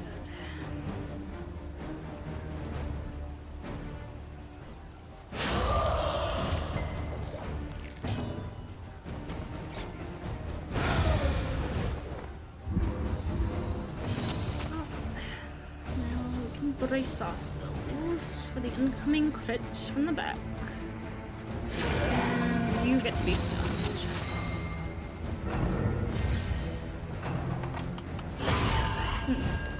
Well, that could have been a lot worse, at least. Could have been a lot worse, indeed.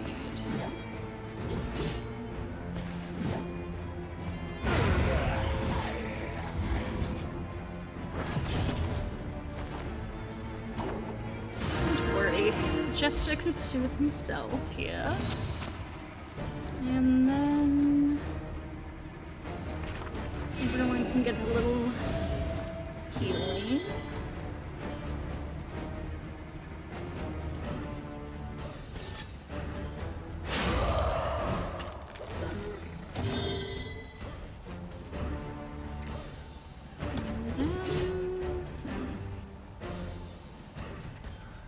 This is once again a little awkward. Yeah, kinda. The thing with bleed out though is it is nice for getting the windeds up though. So I don't know what I would swap out. I guess maybe, I don't know, maybe I'd swap out an adrenaline rush. I mean, it's kind of nice having the self-heal option, but with 2 healers in the group, maybe it's not that worthwhile. Maybe I should throw on Wicked Hack instead. Yeah, I think I might do that after this battle here.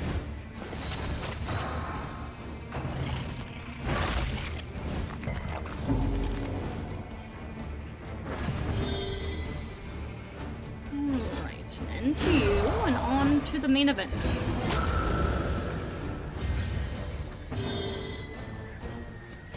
As part of this main event, let's see.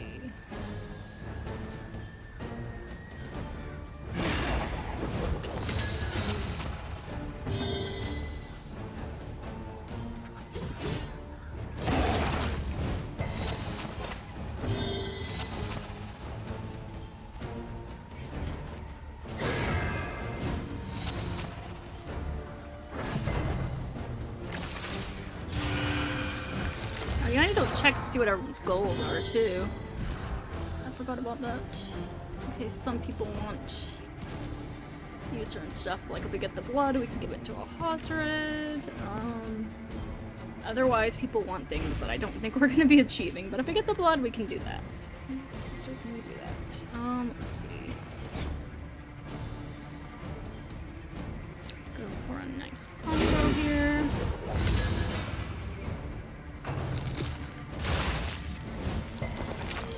Thank you for the disease cure. Thank you very much indeed.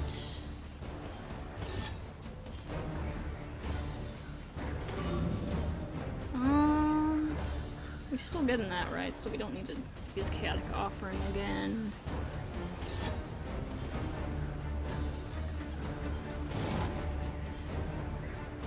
Don't think I wanna spend.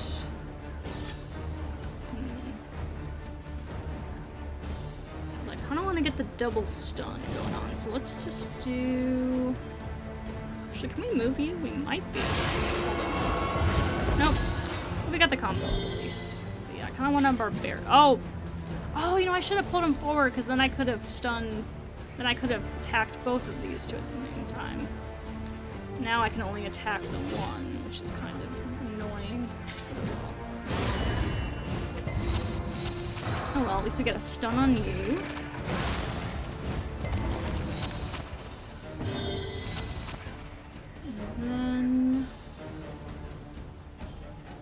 At full conviction, so go for it. A brilliant conclusion. Nice. An interminable conflict. So I guess that was a free action because it didn't take up the stun. Hold fast, for who knows what lurks Surprised she in the didn't beyond. get a release from that. Seal from Carcass is nice though. Alright, you still have on a whole lot of stuff. Let's do this.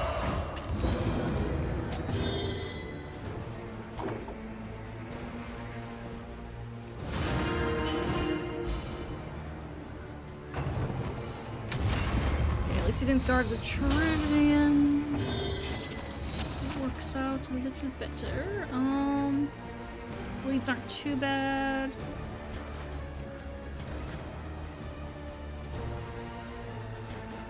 I could get rid of the weakness. I guess that might be an okay thing to do. I guess she's got more more going on there. Actually, this is not ignore block. Is it when it's upgraded that it ignores block? Is that a thing? Yes. So that would actually be worth doing maybe at some point. For now, we can just bleed out. The enemy weakens and wanes.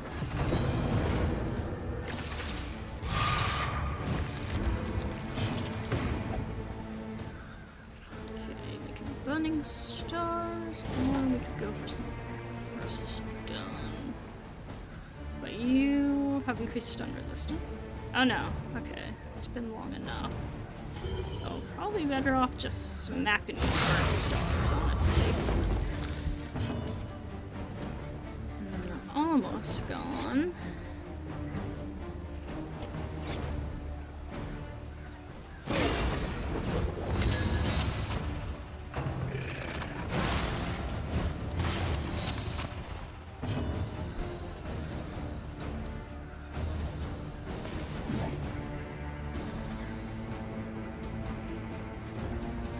Yeah, sure.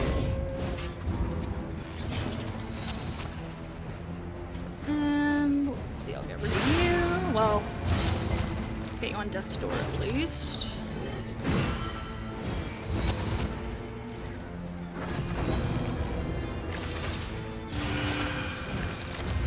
would do that before you die, wouldn't you? You would.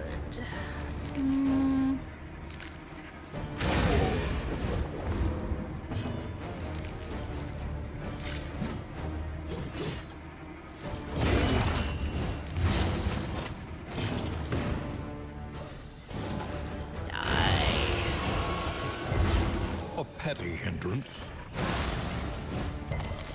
Now we must kill this guy before he gives anyone the disease. But there's no one around to cure anymore. Ooh.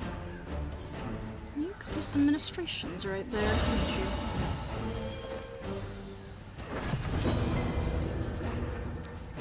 you? And a nice heal to yourself.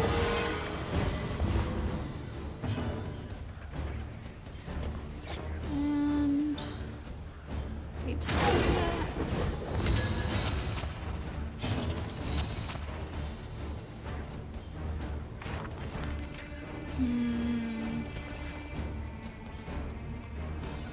actually, you're gonna bleed out into Deathstroke anyway, so let's just throw up a Divine Cover.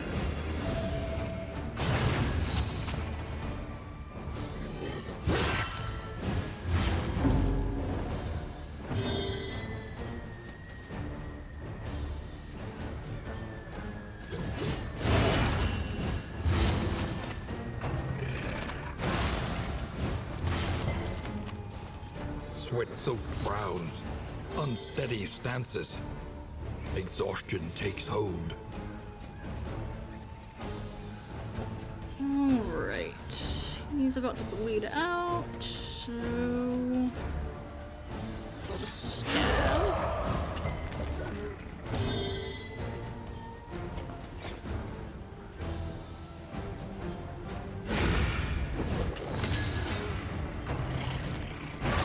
Some disease. Thank you.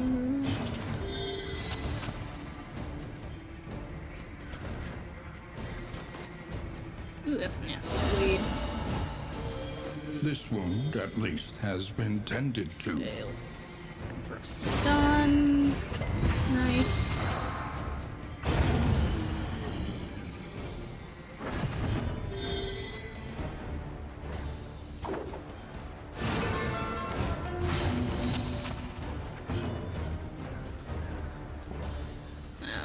Oh. Oh, you're not low enough to heal yourself? Oh, I guess you're right on like 50%. Man, that sucks. You cannot heal yourself. Dude.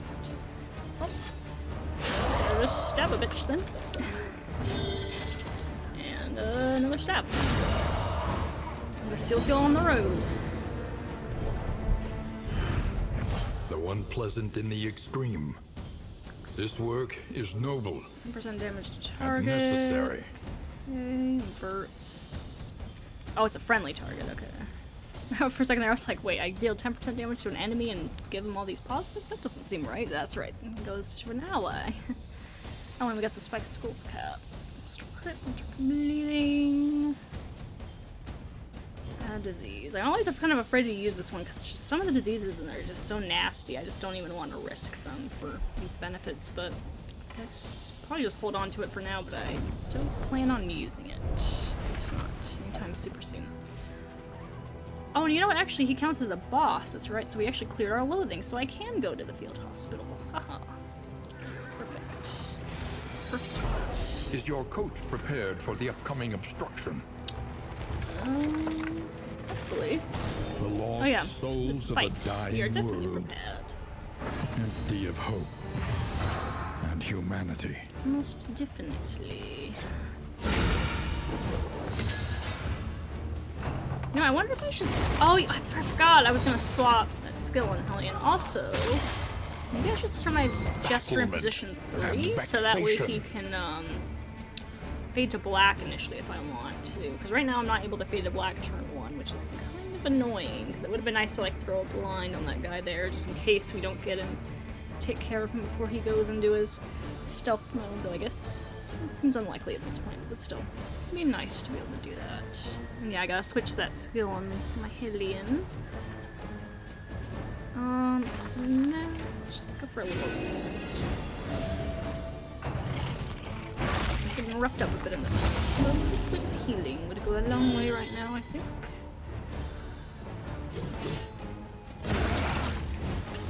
The enemy weakens and wanes. We were the ones stunned there for once. Actually, I don't know. You know, I don't think I have anyone that's gonna be able to reach him to kill him before he can go stealth mode action, so that kinda sucks. The fiend's strength dwindles. At least that guy's gonna be gone, though. Actually, if I give you a turn, then you can reach him. There we go. A promising development. And get another turn, so pull her up.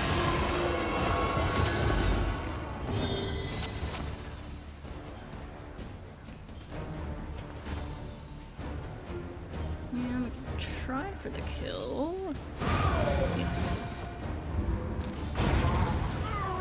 Alright, one little gaunt left. One little lost soul. Left to contend with.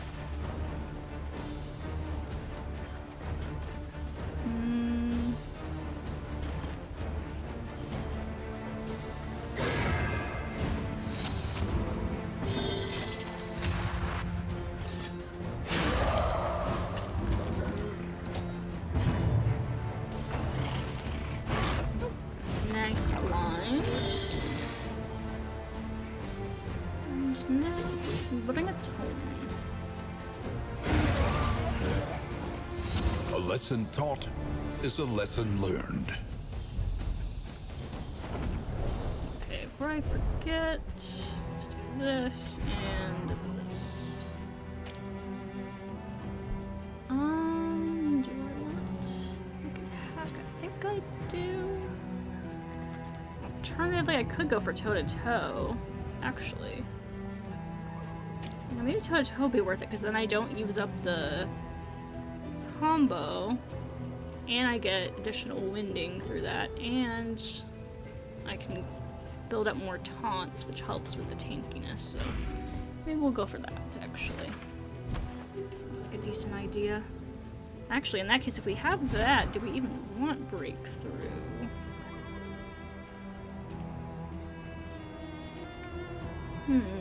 Maybe. I don't know. We haven't really gotten in a position where we've been shuffled around yet to see how well or not that plays into things, so we'll see.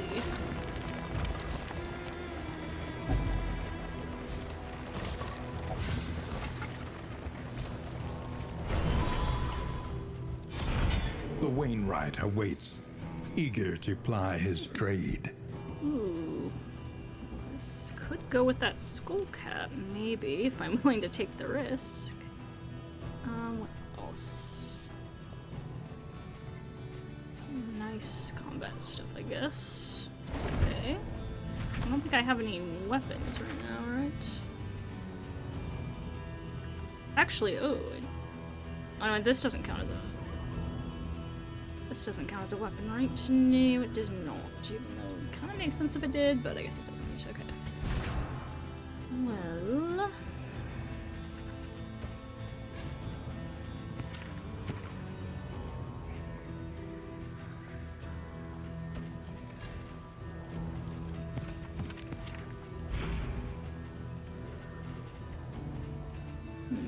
Oh, actually, we do have a weapon. Sweet. I think I'm more interested in that. Especially because it is general damage. I'll look at that too. Alright. And we're still gonna get quite a bit of loathing here, but I'm gonna deal with it because I need to get some stuff off. Decidedly inconvenient. At least we know what's coming. Especially because we're carrying these people over from Underrun with all of this shit. It's just building up. The loathing whispers. It's kind of the downside of memories at times. I guess I don't have to pay to cure the disease, though. That's pretty nice. What do you have in here, though, before I do anything? It could be nice for Vestal here. Actually, Actually, never mind. Oh, never mind, that's right. We don't really do a lot of straight-up healing on her, so never mind. And Al-Hazard we want the damage on, so actually that does not really do much for me. Okay. Well, let's see. Anyone have anything we want to lock in while we're here? I don't think so. Actually, tough is kind of nice for the Jester, because he, like I said, he is just naturally so squishy. But it is just, like, really high cost to lock it in. Shadowborn is actually more interesting on the Occultist now that he has, like, all this stealth stuff in his kit. So that's kind of interesting, but it's very conditional at the same time. Though you do get base damage increase too, which is kind of nice. I don't think it's really worth spending all the amount to lock it in right now, though. Yeah, I don't think it's really worth it, especially because it's not really in risk of falling off right this second, so... yeah, I'm much more worried about getting rid of some of this other stuff, though. Namely, Doomsayer is pretty annoying. Malephobic's kind of annoying as Even well. the worst habits can be overcome. I think everything else isn't too bad, though. We'll just let it ride for now. No one else had any diseases, right? Nope. Yeah. The loathing Actually, did nothing as festers. necessary because we ended up getting that disease cured, but still kind of a nice little visit to that. All that matters is the flickering Alright. torch you bear. Shutdown time.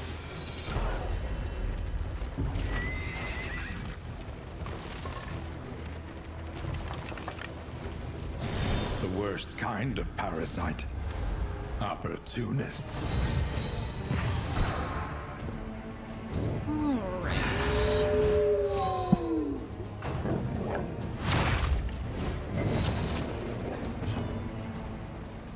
Oh, we got our beginning stealth. Oh, I forgot. I was maybe gonna switch Sacrificial Stab for Binding Shadow. Would that actually be worthwhile?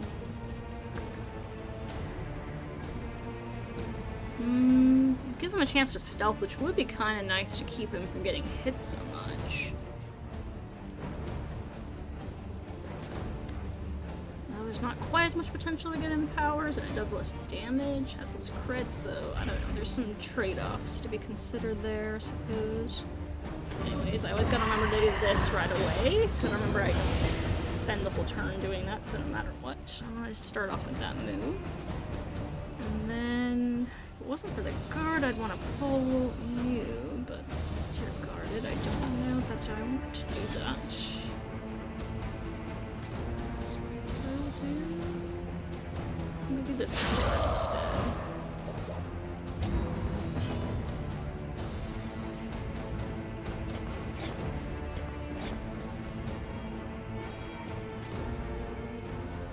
Yeah, now I kind of like that I can fade to black right away if I want. Even if it doesn't always land how I think. That's an annoying little stun right there.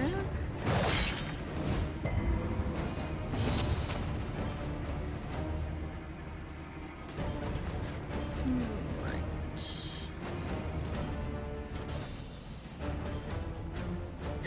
So we'll do this for now.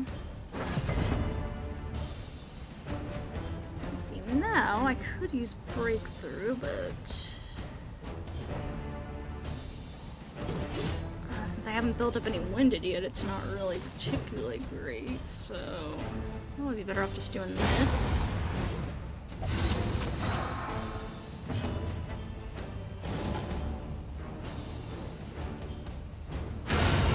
Ooh, nice crit.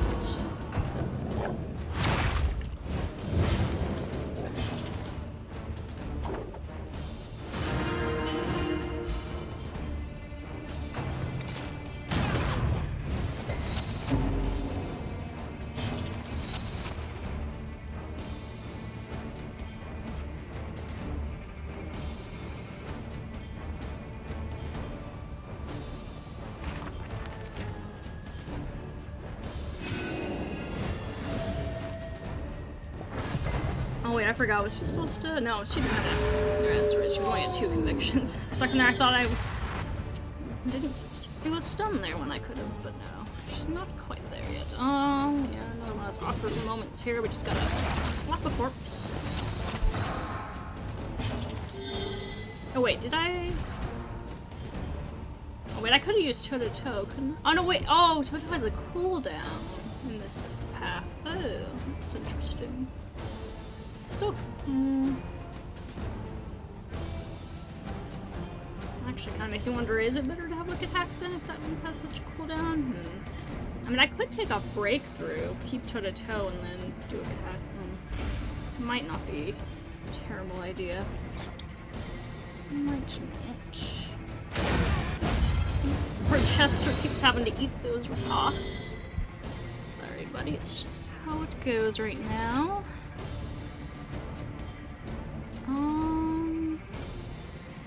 Yeah, this will do this.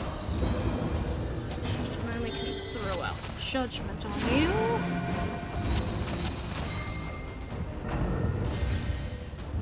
Luckily we got the stun.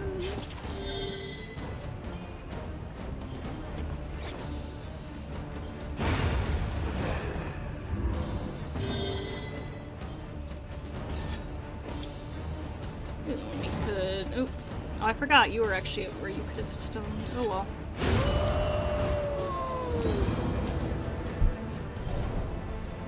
It all turned out okay in the end. In this world, wealth is worthless without purpose.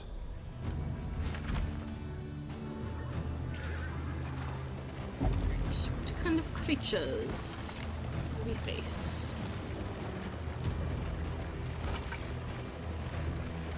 Sharpen your blades, that we may properly excise our portion.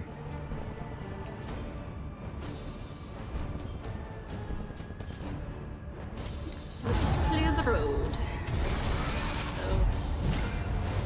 Well, I guess they might go out onto the road. For a moment, they're just chilling inside their den and we're kind of invading their home, but I guess in context that they would go into the road and mess with people. It's probably the right thing to do. And get more doggies. More doggies. We can immediately stun if we can hit. Mistimed, as Oops, directed. that's a big if.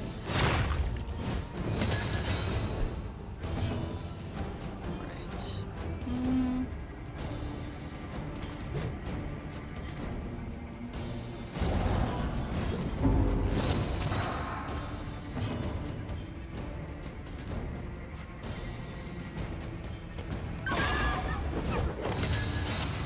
Blind that one right before it needs to go. Nice payoff.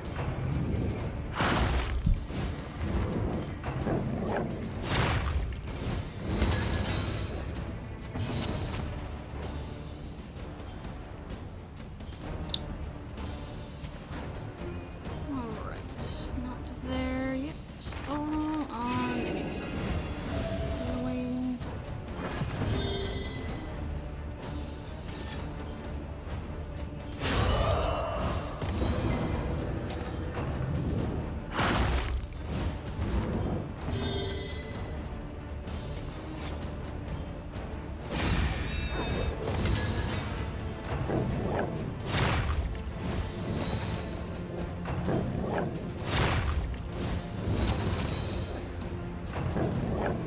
Stuggies. Got the right target there.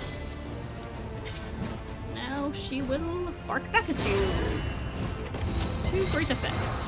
Not perfect effect, though. I got one of the stones. But still, pretty solid.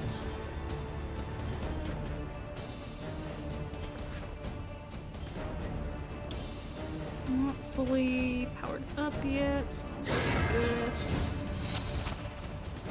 Agony by accumulation.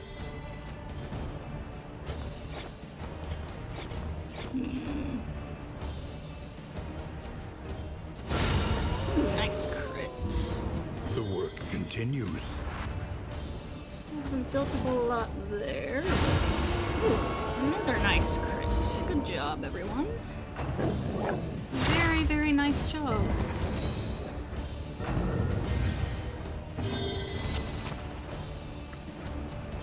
now we can throw out some judgment.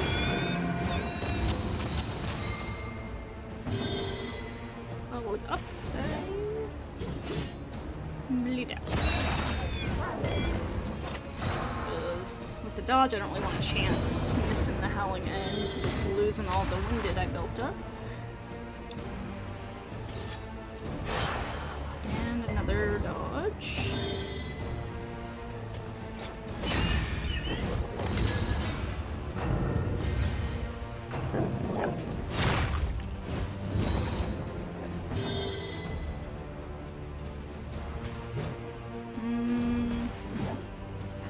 Once again with that.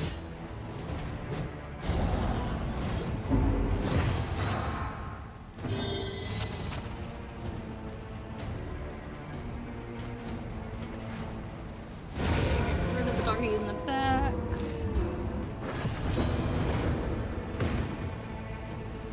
And get rid of the doggy in the front. Now spider time, which means a lot more dodges. I wish I had vulnerability hex on, but I don't think there's anything I'd really want to be swapping out for it, so I guess we will deal.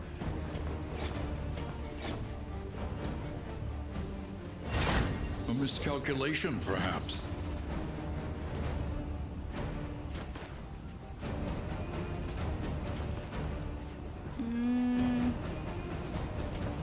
I guess I might just throw out one of these just to strip some more dodge. Ooh!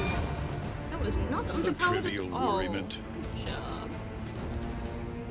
Very solid effort.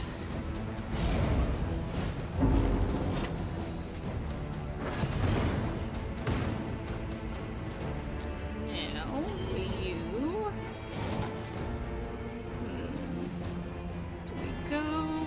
Do we go for with those?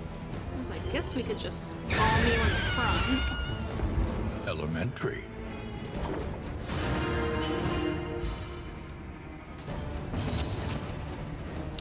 And then...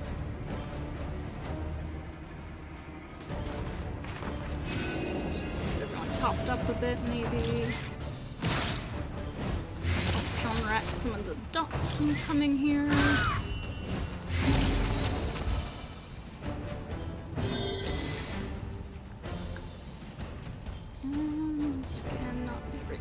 Do a lot of you, so oh, sorry, just literally missed the corpse right in front of you. It's okay. It's alright. We all have mistakes. Alright, nice hitting through that dodge. It would be nice to get the corpse clear on this, actually, not just for dealing with areas where we don't want corpses around, but also just so we can clear the corpses here and get the enemy up for others to hit, to be honest, but oh well. Just take the power there. Heavy entrance. And then... so we might as well get rid of the dodge. Well, a dodge anyway.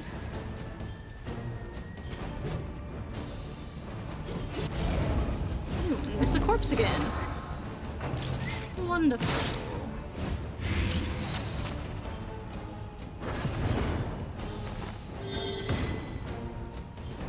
Let's see.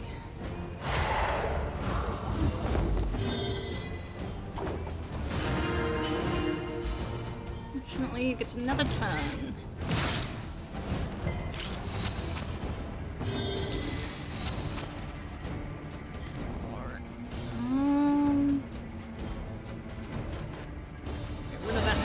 Light up there.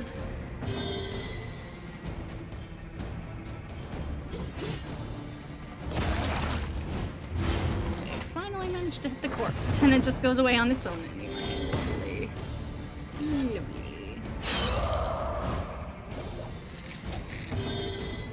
Alright. Fade to black.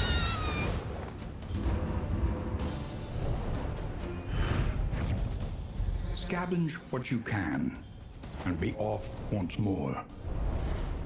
Alright. Was there something I was saying I wanted to switch? Oh yeah, I was thinking... Let's give this a shot, maybe. Yeah. I think that might be a good idea.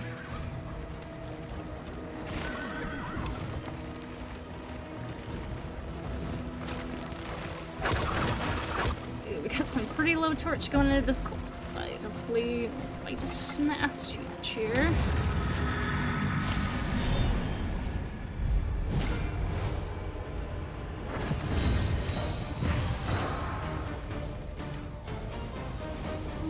Righty then. You get it.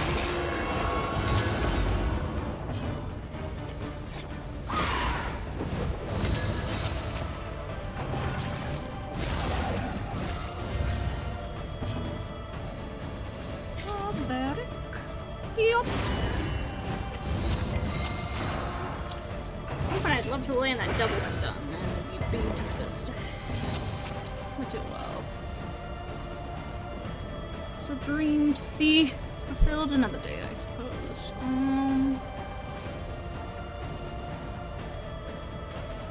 Guess we'll go for this.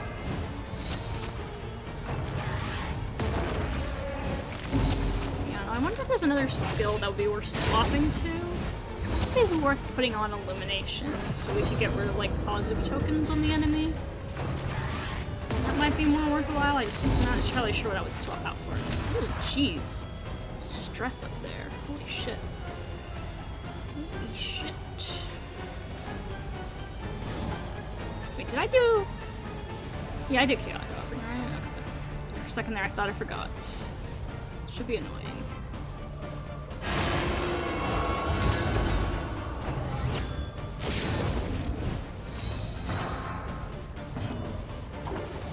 Compassion quiets the howling mind.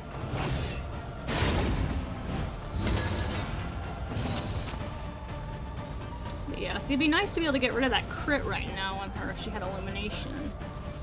So I feel like... I don't know, I haven't really been making much use of Mantra, so maybe just swap off Mantra, I don't know. I feel like, yeah, Mantra might be more of a situational thing to pop on in a fight where we know we're gonna be getting blasted with tons of negative tokens. So yeah, maybe. Because I actually have been making some reasonable use of administrations.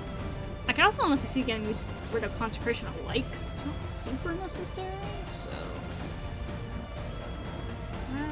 that's another possibility. Yeah, one of those two, I think, for Illumination would be nice here. But for now, we'll do this.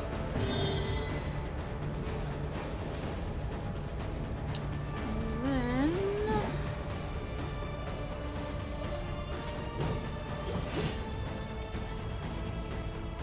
This wicked heck might not be that useful. I don't know. Let's see. Let's just go for the winded here, I think.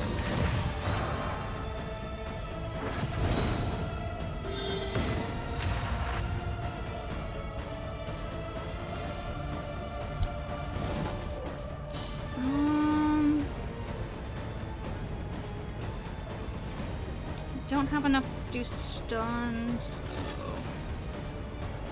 we'll just go for the kill here.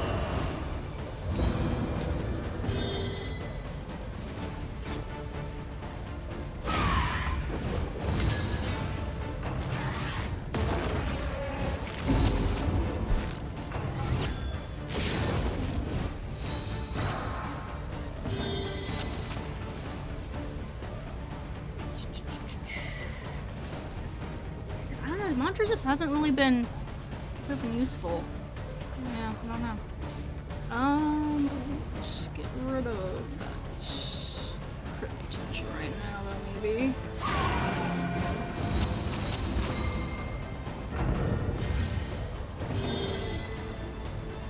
Now, here's a situation. Well, where Wicked Pack would maybe be useful if we didn't have. So maybe.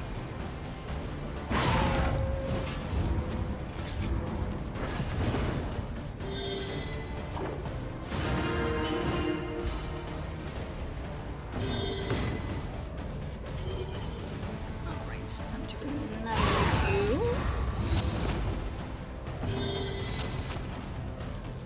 And then let's go ahead and finish you off.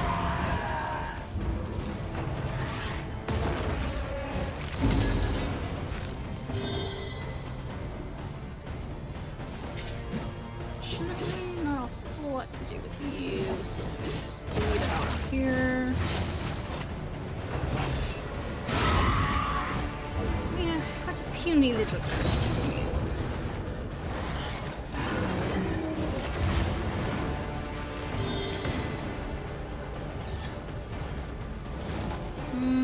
Still don't have any powers on you for stun or anything, so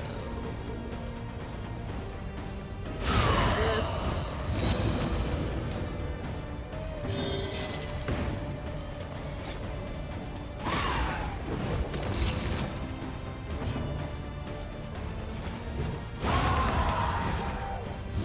Messy, but effective. Alright, then so we can just finish you off. Nicely done, team.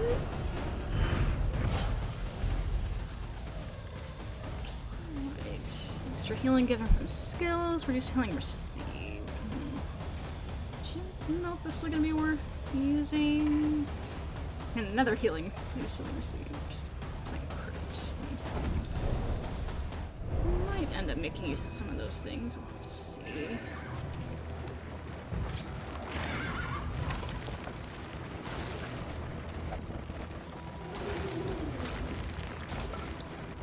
Alright, to the inn. So we're going to make it, Junia. We're good. We're at the inn. One more region to go. We don't even have to hit a layer if we don't want to. Rest now for a time.